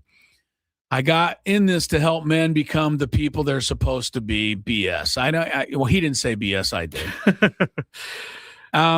What he should have said is, at the end of the day, if there was a player that I felt could help us win games and get me to get another contract and make way more money than I already do, then I will do whatever I can to protect that player. But that's, he's giving it to us from his version, which is, I've just had the player's mental health in my mind. You know what? I just don't buy it. I don't believe any of it. I don't believe any of it. I never will believe any of it. McGuire could stand in front of my face and beg and swear, but I would just say I don't buy it. Texas Tech made a deal with, the devil, as it were. Yeah. And they stood by it, and they were willing to continue standing by it even after everybody pointed out how wrong what they were doing was. So it's hard for me to believe that you were just doing all of this out of the goodness of your heart for the kid. And now that the kid couldn't, you realize that they weren't going to get to play. Kid's gone now. Where are you caring about him now? See, what I don't get is if the coach had any backbone, he would be like, no, you are not on my team because you broke the rules. But no, the coach says, I'm always going to have my players back. You're doing more harm, I think, by having his back than actually sitting him down and say, hey, you need some help. I don't know that this helps. McGuire said about Sorsby at the media days, he said this, quote, he is addicted. He's a gambling addict. That is something he's going to have to deal with. If anybody knows anything about addiction, apparently McGuire is now the expert. The expert on addiction. He said you deal with that every day of your life. He's going to continue to deal with that, but he's a good person and he's a great teammate. And talent-wise, he's without question one of the most talented players I've ever been around, which even people who play football know is hogwash because they watched him. They played with him at Cincinnati. They lost their last 6 games. I'm sure he's fine, and he's going to get a crack maybe in the NFL. But I don't know that running around telling everybody how addicted he is going to improve his chances of somebody ever taking a shot at him. Well, he said the coach also said that if they asked him, what would you do if you could do it all over again? How would you change things? And he said he would encourage Brendan Sorsby to enter the supplemental draft earlier. I just feel like he's making up stuff just to get through this, because it's going to die down a little bit now that Brendan Sorsby's gone and the season's going to start. And it's not going to die down in my mind. I'm always going to remember the real. To me, you find out the real stripes on somebody, when you basically when you see how they behave behind closed doors. Now we don't get to see that very often. No. But in this case, I think we see what this guy McGuire is all about. And finally, not to just pick on him, as you said many times, all of the people in college football who came forward to criticize Texas Tech ought to just shut up and look in their own glass house, because almost everybody in college football is about one thing, and that's money and winning, and those two go hand in hand. Yes, they do. And most coaches in college football, hello, Lane Kiffin, and many others, would probably give their left elbow if they could win more games and make more money. So, the whole thing that McGuire's like the only, guy who, to me is a little shady. Definitely not. Yeah, far from it. Yeah, very far from it. Very far from it. He's just trying to play the game that everybody else is playing, basically. Yes. He knows damn well if he didn't take Sorsby, Sarkisian's right down the road. He's not going to – you think Sarkisian's going to do anything on the up and up? He doesn't there's care. Definitely a team that's going to take him. Yeah. So it might as well have been him, and he took all the punishment for it. All right. Get you ready back into baseball, and AJ Cassavell with everything you need to know updated on the Padres, including a couple of roster moves and notes from today as Gwynn and Chris continues. From the first pitch. Pretty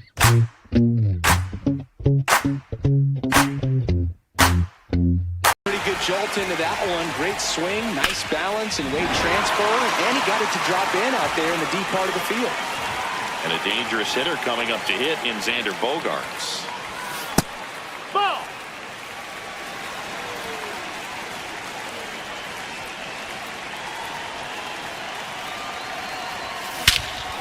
Crushed. Left center field. This one's deep. Forget it. Xander Bogaerts blasts one out. It's their second home run of the inning. We take another look as StatCast tells us that ball took off at 110 miles an hour. And plenty of distance as well. I mean, that wasn't. Zach Maxwell taking over on the mound. Well, they need someone to stop the bleed and keep the score right where it is. Seems like a tough task today with the way this lineup is swinging it.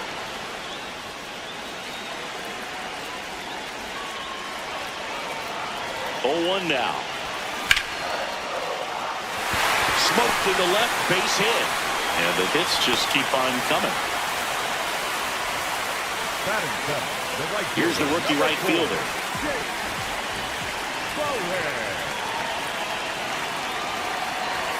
A swing and a miss, and that's strike one.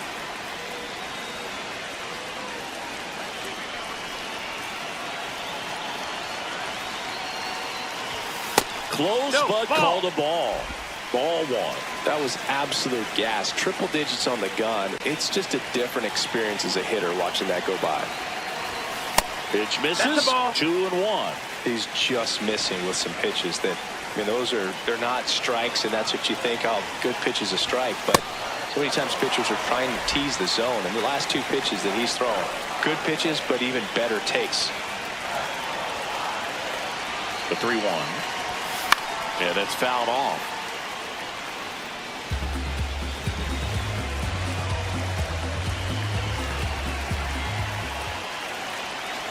Payoff pitch.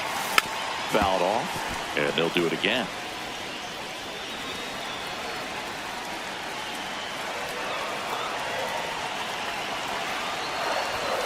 Got him swinging.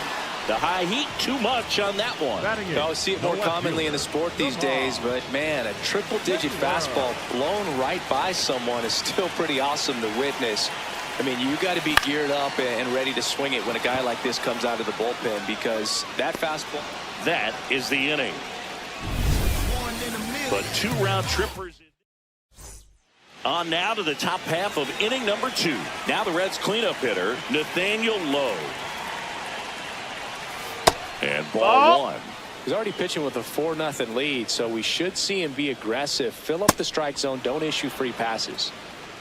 Freddie Ferguson doing the umpiring duties behind the plate in this one. Yeah, Freddie's a well-respected umpire, Boog. Maybe a little bit more of a pitcher's umpire. He does like to pitch down just below the knees or right about there, but most hitters are pretty good at covering that spot these days.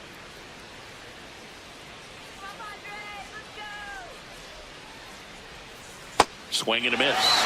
And the count is even, 2-2.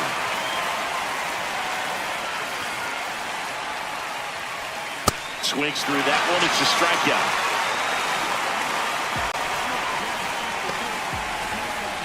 And now Spencer Steer. Fouled off left side.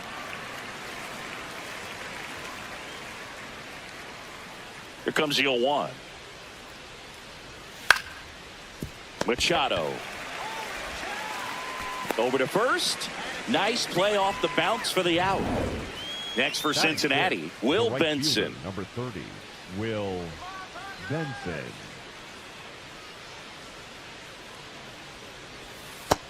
That's a ball.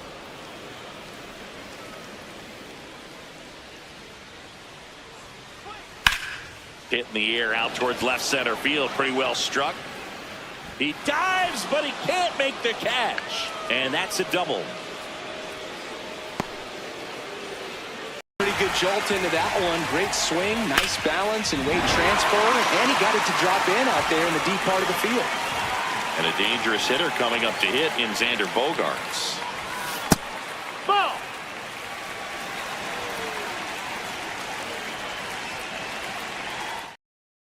Petco. Yep.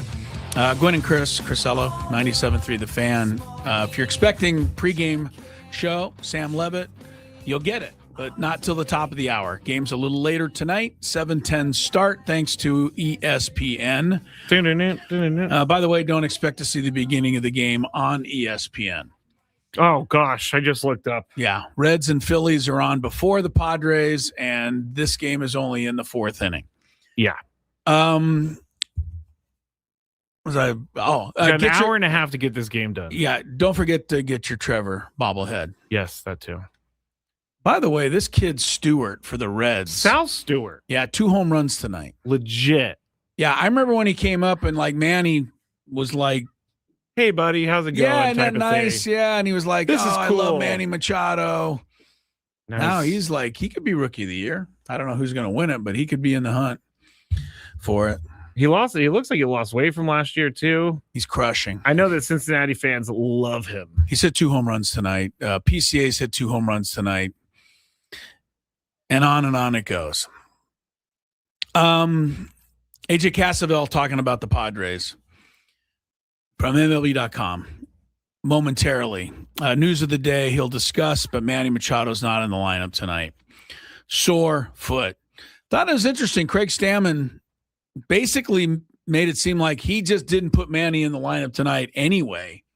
Because when he was asked about whether he could play, as a pinch hitter, he said, I haven't even talked to him.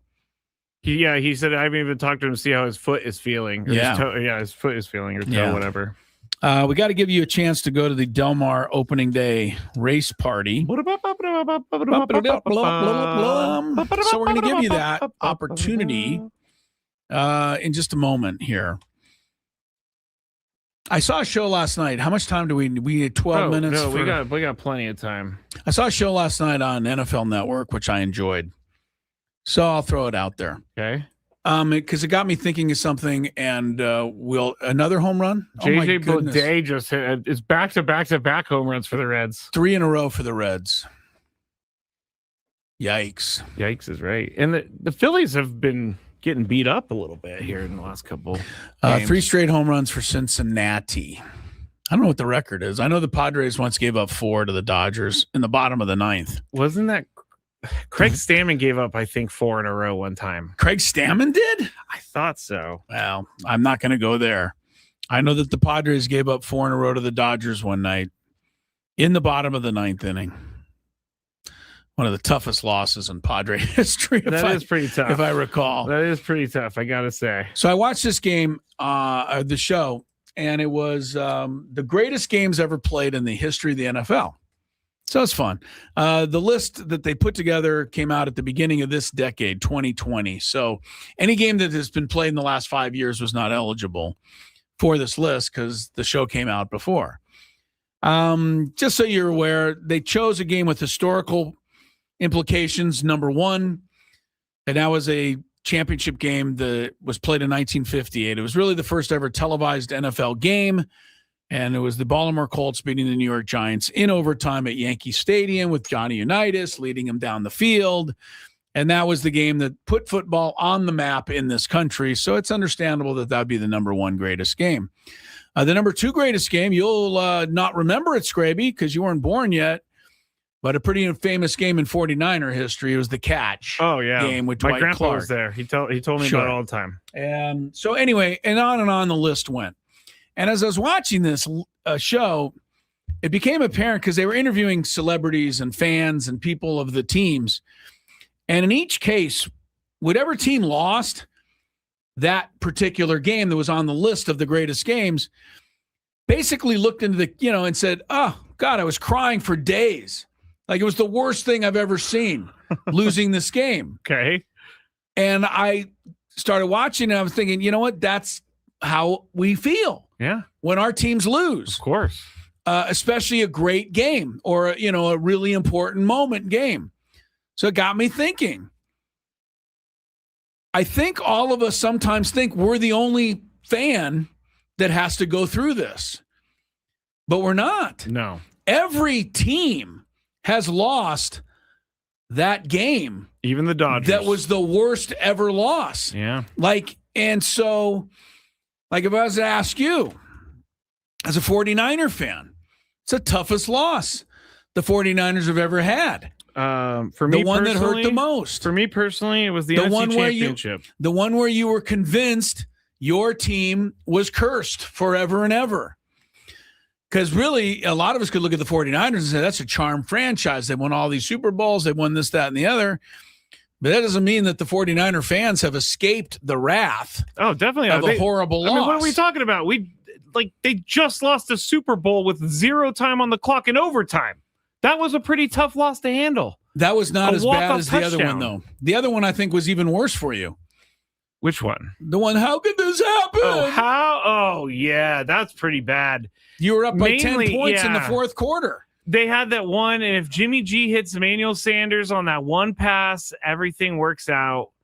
But they were up 20-10 with 6 minutes to go, and they lost to the Chiefs in that Super Bowl. That's insane. So the 49er fans have had their tough losses. They've even had more before your time, Skraby. Oh, yeah, they weren't very good before. No, but I'm talking about important games that they lost. Like the 83 NFC Championship game, they got hosed on 2 pass interference calls to set up the winning Redskin field goal. Ronnie Lott says that's what spurred them on to win the next year. They were so ticked off about that. So it needed to happen. So what I was thinking was, what would be every team's worst loss?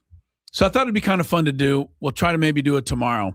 If you have a favorite team in the NFL, I'm sure you do, then what would be the one for your favorite team? I'm going to dig deep and on I this think one. I think you're going to find that every team has suffered. Like, I know when I see Adam Klug, he always thinks that the Falcons losing the Super Bowl to the Patriots was the absolute worst loss any team's ever had in the history of football. It's pretty bad. Can't say I totally disagree with him. It's pretty bad. But the bottom line is they're not the only team that's lost a rough game. All right, we got to give you a chance to win tickets to Del Mar.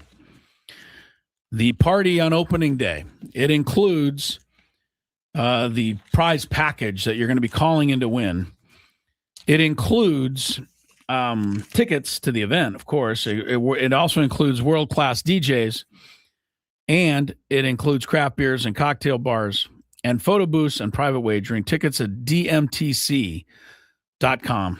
Got to be 21 or over to win. I don't really have a good trivia question. Let's just go to the... Oh, well, I have... okay, I got one. You want to do one? Sure. Why don't you do one today? I'm going to make it tough, too. Okay. If you... we talked about Craig Stammen. He did give up back-to-back-to-back-to-back home runs. He did, huh? He did. It was tied 1-1 with 1 out in the 8th, and then they ended up hitting 4 home runs in a row. Tell me who hit the home runs off of him. All 4? 2 of them. 2 of them. Wait, what? No, okay. Is that too hard, listing all 4? Because they can look it up if they really want to.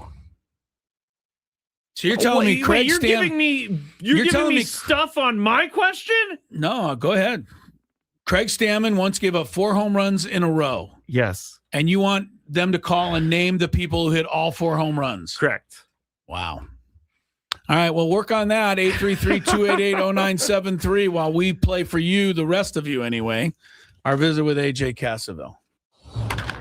I believe MLB.com knows that I'm clicking on from San Diego because your story is always pretty high up in the pecking order. Have you ever, do you know where I'm coming from on that? Yes, I'm aware of that. If the Padres are one of your favorite teams, you're going to get Padres content directed your way. That's the way we're supposed to. That's the way it's supposed to work. Supposed to work, and it's been I'll say better this year. It's been functioning pretty well. No, the reason, because I didn't catch on right away. Like, I'm slow to the party. So at first I thought, wow, the Padres are like making all this big news every day. They're always up here at the top of the list. And then I finally realized. You know what? In our defense, the Padres do make bigger news than they used to when I first started on this beat. I'm way more often on MLB.com homepage. I remember way back when I started about 10 years ago, it was a rare deal of a Padres story that I wrote was on the MLB.com homepage. Now it seems like 2 or 3 times a week, whether it's good or whether it's recently it feels like it's something injury related just about once a week or so. All right. Let's get to a quick note. Been tweeted out that Luis Rengifo is in the clubhouse. What does this mean, or do we know what it means yet? We don't really know what it means yet, but I think the expectation is he's going to be activated today. The move, I would guess, is Samad Taylor, just the IL thing. It's not. I talked to Samad briefly. He in the past he tore his oblique, so he knows what that feels like. He says this is absolutely not that, but it is a side issue. It is some kind of soreness there that he felt on a swing yesterday. So I think the Padres, like if I had to guess what this move ends up being, that's what it is. There is also the kind of looming, how's Manny Machado's toe after taking that foul ball yesterday. So maybe this is related to that. But it seems like with Samad Taylor, like if he's feeling something in his side and he has a history of dealing with oblique trouble, that it would make sense to kind of put him on the IL, hope that it's not too long, get him through the All-Star break, and see what you can get out of Rengifo in the interim. And by the way, people who want to say whatever you want about Manny, and he has his critics, but he's a tough dude. After that foul ball, to stay in there and finish that at bat. Yeah, not easy. He was I think he was happy, but he got 4 straight out of the strike zone so he could jog to first. But, that'd be tough, man, right after that happened. All right, AJ, I have a question as we head into the second, half here. I know All-Star breaks the official halftime, but do you think that this Padre team has done enough in the minds of AJ Preller and the minds of this organization to maybe risk trading somebody of value to try to, put this team where it needs to go down the stretch? Or would that be a risk almost not worth taking given what we've kind of seen from this squad? I think I'll be blunt with my answer. No, they haven't done enough. Now, that's not to say they couldn't still do enough. Yeah. There's still season left. There's still several weeks left before the trade deadline. I want to say 4 weeks from it was 4 weeks from this past Monday. So, and within that time, they're going to be playing series against the Braves. They're going to be playing series against the Marlins. Like, those are teams that if you're looking at the wild card picture and the playoff picture, that you can gain some ground on, put yourself back in the mix. So no, like if the Padres are 4.5 games out of the playoff picture with, I want to say 3 teams they still need to jump over come trade deadline season, I don't think that warrants trading prospects to go for it. And I think there's all of a sudden like questions about what you do then, because this is not 2023 where the Padres were at a similar point on their just in the standings, because that team, I think you looked at it and said, well, if they get it all together, they can make it work. They could go on a run. They could make the playoffs. They obviously ended up not doing so. This team, I don't think you can look at this roster and be like, it's a playoff team. Like, it needs reinforcements in the rotation. It probably needs another bat. But if you're 4.5 games back and 3 teams to jump over, I don't know how much you can justify dealing from your farm system, which is already pretty thin. So it'll raise some interesting questions. I think the Padres can answer those questions in the short term by just going out and winning. Like, if over the next 3 weeks they go 15-8 and all of a sudden they're back in the wild card picture, right? That changes a lot of things. Then you would consider it. This is the fans hoping, but is Mason Miller like something that they really could consider, even if they were back in the picture? Or do you think that would be trading too much of an asset? I don't think they're trading Mason Miller unless they get A, blown away with an offer, and B, are way out of it to the point where there's not a chance to contend. Okay. So the other way, you're saying, okay, if they're way out of it. Yeah, I think if they're out of it, that's when you start to consider, like, how many more years of control does he have? How do other teams view him? They're going to get a pennant race of Mason Miller, whereas we're not going to get one because we're, say, 7 or 8 games out, if that's what it comes to. So I would view that as like a last resort. This has kind of gone off the rails. at this point, do we need the best closer in baseball if we're not giving him leads, which was a question I think a lot of people were asking over the last few weeks. Because in theory, he's a part of this. Like if the Padres, even if the Padres are 4 games back and want to make a push, like you're gonna need Mason Miller to win games in October if that's where you're envisioning getting to. And if not, you're gonna need him in October next year, and you're gonna need him nailing down games next year. And the other part of it is, I think his value is as high as it's ever been. He's had an unbelievable year. Like, his value was high last year. He's become an even better pitcher with the Padres. I also don't know that you're going to get the return that you gave up just because that was so exorbitant last trade deadline. So I don't see it happening. But again, a lot of this is just predicated on what happens and where the Padres stand come the trade deadline, because I think they have moves to make, whether in one direction or another. Like, I'm looking at this team and I'm like, they can't do nothing. But I don't know what those moves are going to be or what that direction is going to be. I bet it comes right up to the wire on August 3rd. We're talking to AJ Cassville here on the SDCCU fan hotline. It's not big bank banking, it's better. We did just get a lineup, and there is no Manny Machado, no Rengifo, but there's no Manny Machado in the lineup tonight, so he's going to be taking a game off. It's understandable if you saw that foul ball hit his toe. Yeah. I saw it, and I felt really bad for him because that looked like it really, really hurt. AJ, I want to ask about the rotation, because the rotation is struggling big time. And Griffin Canning, he's had not good outings. I can't sugarcoat it. Also, JP Sears. I mean, you can't go the rest of the season hoping that these guys are going to figure it out and just be lockdown pitchers. What do you think they do with the pitching going into the trade deadline? I know we just talked about trades, but it seems like the rotation needs a ton of help. It needs at least one reliable starting pitcher, like one number 2 or number 3 guy. And then, like, I can make a case that you need more than that you need 2 or 3.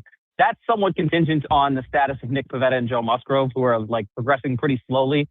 I do think that you can line up Herman Marquez and JP Sears in favorable matchups against teams where their stuff plays. Like, you can maneuver here and there and pitch bullpen games or at least openers and just try to get by until those guys get healthy. But that being said, you still need another arm. This rotation is not going to, like, I'm looking at what you're getting from these guys right now. And the only starter that you trust is Michael King. And that's frankly not enough.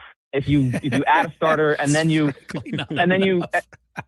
not. And then if you add a starter, and then you get one of those guys healthy, I don't think you count on both of them because elbow injuries are tricky. Yeah. Then I think you start to be like, all right, we got 3 guys we can rely on, and we can kind of piece it together with the hot hand, with the matchups. JP Sears stuff plays well against certain teams. There's a reason he pitched so well against the Braves. So I guess you can get by right now. The goal right now is, I think, to tread water in the rotation and hope to get more from the offense. Yeah. The offense, for the most part, has not held up its end of the bargain this season. So that's been a big part of the problem. I think the Padres knew that the rotation was going to have issues, and now here they are, not able to make up for those rotation issues because the offense isn't hitting. AJ Cassaville is with us. A question I've wanted to ask somebody here, and I trust your opinion on it so much.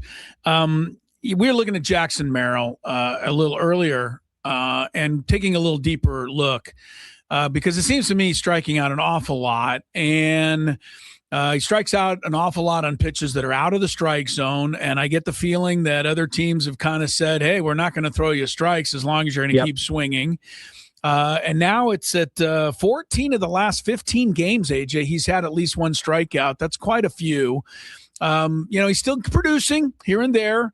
The average is, trending a little bit up, but overall he's down 130 points from his career OPS. So he's in his 3rd year. Should we chalk any of this up to just kind of the normal course of, having a career and trying to make adjustments and learn? Or is there anything that should or is being done to, try to get the Jackson Merrill we all love back? Yeah, I think he's got to be better than what he's been this year. And like, it's the course of a career that the league makes adjustments, you make adjustments back. We hear that all the time. Yeah. But there are things directly that are being done for Jackson Merrill at the plate to get him to A, stay in the strike zone more, and B, be able to tap into his athleticism and his power. And the one thing I keep hearing when I ask guys about this is that like they want Jackson Merrill to stop worrying about his swing so much. Like he is what we saw from him in that rookie season is that he's an elite competitor and a really, really good athlete. And you combine those two things, and he has a little bit of like, screw you, pitcher, I'm not going to let you beat me to him. We haven't seen that as much we haven't seen that as much this season. It's kind of been like he's trying to figure things out, and you can see it in the swings that he's taking and what he's doing at the plate. And I just don't think that like Merrill has gotten back to who he is, but I do think we've seen signs of it lately. I think we've seen signs that Jackson Merrill has. The one thing I think mechanically that they've worked on is like he's already got a pretty uppercut swing that lends itself to some swing and miss. It got a little too uppercutty. Like they're fine with the fact that he's got an uppercut swing because he's going to tap into a whole lot of power that way. But if the swing is too much of an uppercut, all of a sudden he can't catch up to that fastball. He starts cheating. He starts maybe his swing a little too early, and he swings and misses. And that's I think what led to a lot of the strikeouts. They're fine with him striking out. It just can't be. He can't be chasing pitches that are as unhittable as this. Like he's going to have some strikeout in his game because that's what you're going to get when he's going well. Like he's got a ton of power and he can compete, and like he's not going to be a high walk guy. Like those are all things you accept. What you can't accept is getting yourself out because you're not swinging at good pitches. Yeah, I think that comes back to those two things that I mentioned. Like part of it is just purely mental, like get back to competing and being an athlete and not worrying too much about your swing. And then I guess it's a little bit of an oxymoron, but you do have to get that swing ironed out and have less of an uppercut. AJ, you're great, man. I appreciate it. Thank you, Thanks AJ. so much. I look forward to seeing you at the ballpark. Nice of you to join us. Yeah, good stuff, guys. Appreciate it. Thank you so much. Yes, sir. There he goes. AJ Cassavell, MLB.com. Now you're ready for tonight's ball game between the Padres and the Diamondbacks. Whatever might have been left out there, Sam Levitt will fill in with our Padre pregame show, which is 5 minutes away. Padres and Diamondbacks 7:10 start tonight. Thank you, ESPN. And as I mentioned earlier, the game will not start on TV on ESPN because this Reds-Phillies game is, I believe, only in the 5th inning. Yeah, it's taking a while. So that one will be rolling over into Padre Diamondback time. Who won the prize? Oh, it was your guy, Sean. Yes, Sean. Yes. Who somehow remembered all 4 home runs that Craig Stammen gave up. He actually, it's funny, he gave them in reverse order. Well, he got them. He did. It was Howie Kendrick, Trey Turner, Adam Eaton, Anthony Rendon. Okay. Craig Stammen is really happy you brought that up. I think he's actually talked about it like in the last couple months. Yeah. Well, probably didn't need to be talked about again. Anyway, good for Sean. He's going to be at that Del Mar party next Friday. Yeah. Reminder, we'll be at Far Corner this Friday. Skraby and I will be broadcasting live from 2 o'clock on at Far Corner, 10th and J in the Gas Lamp, right across the street from Petco Park. We always usually have something crazy happen when we go to Far Corner. Like the first time we went, we had that guy who was a statue or was a human statue. Yeah. And he just stood in front of us. It was a little weird. It was a little weird because he wouldn't leave. It was unsettling. He wouldn't leave, and we're like, okay, I get it. You're a statue, but you can't just stand in front of us for the entire show. We are going to have, big day over there and invite you to come by. Scratch-made pizza, next-level cocktails, unbeatable game day specials. That is Friday at Far Corner. Corner at 10th and J, $4 beers, $6 Wells, and $6 house wines. Skraby, I'm kind of out of sync. I got it. I'm out of sync in the drinking days. Oh. What does a well mean? It's that's funny. It's a drink with a certain brand of liquor. I think really it's like don't a house remember liquor, what that maybe. means. I don't Someone know. on the chat, please tell us, because actually, when you said that earlier, I almost asked that question. Yeah, because I haven't been in the I think drinking like game $6 for Wells $10 means 10 like years. if you want a Scotch and soda, you get the house Scotch. I think. Yeah, I think you're right. And if you want like some certain brand of Scotch, then that will affect the price.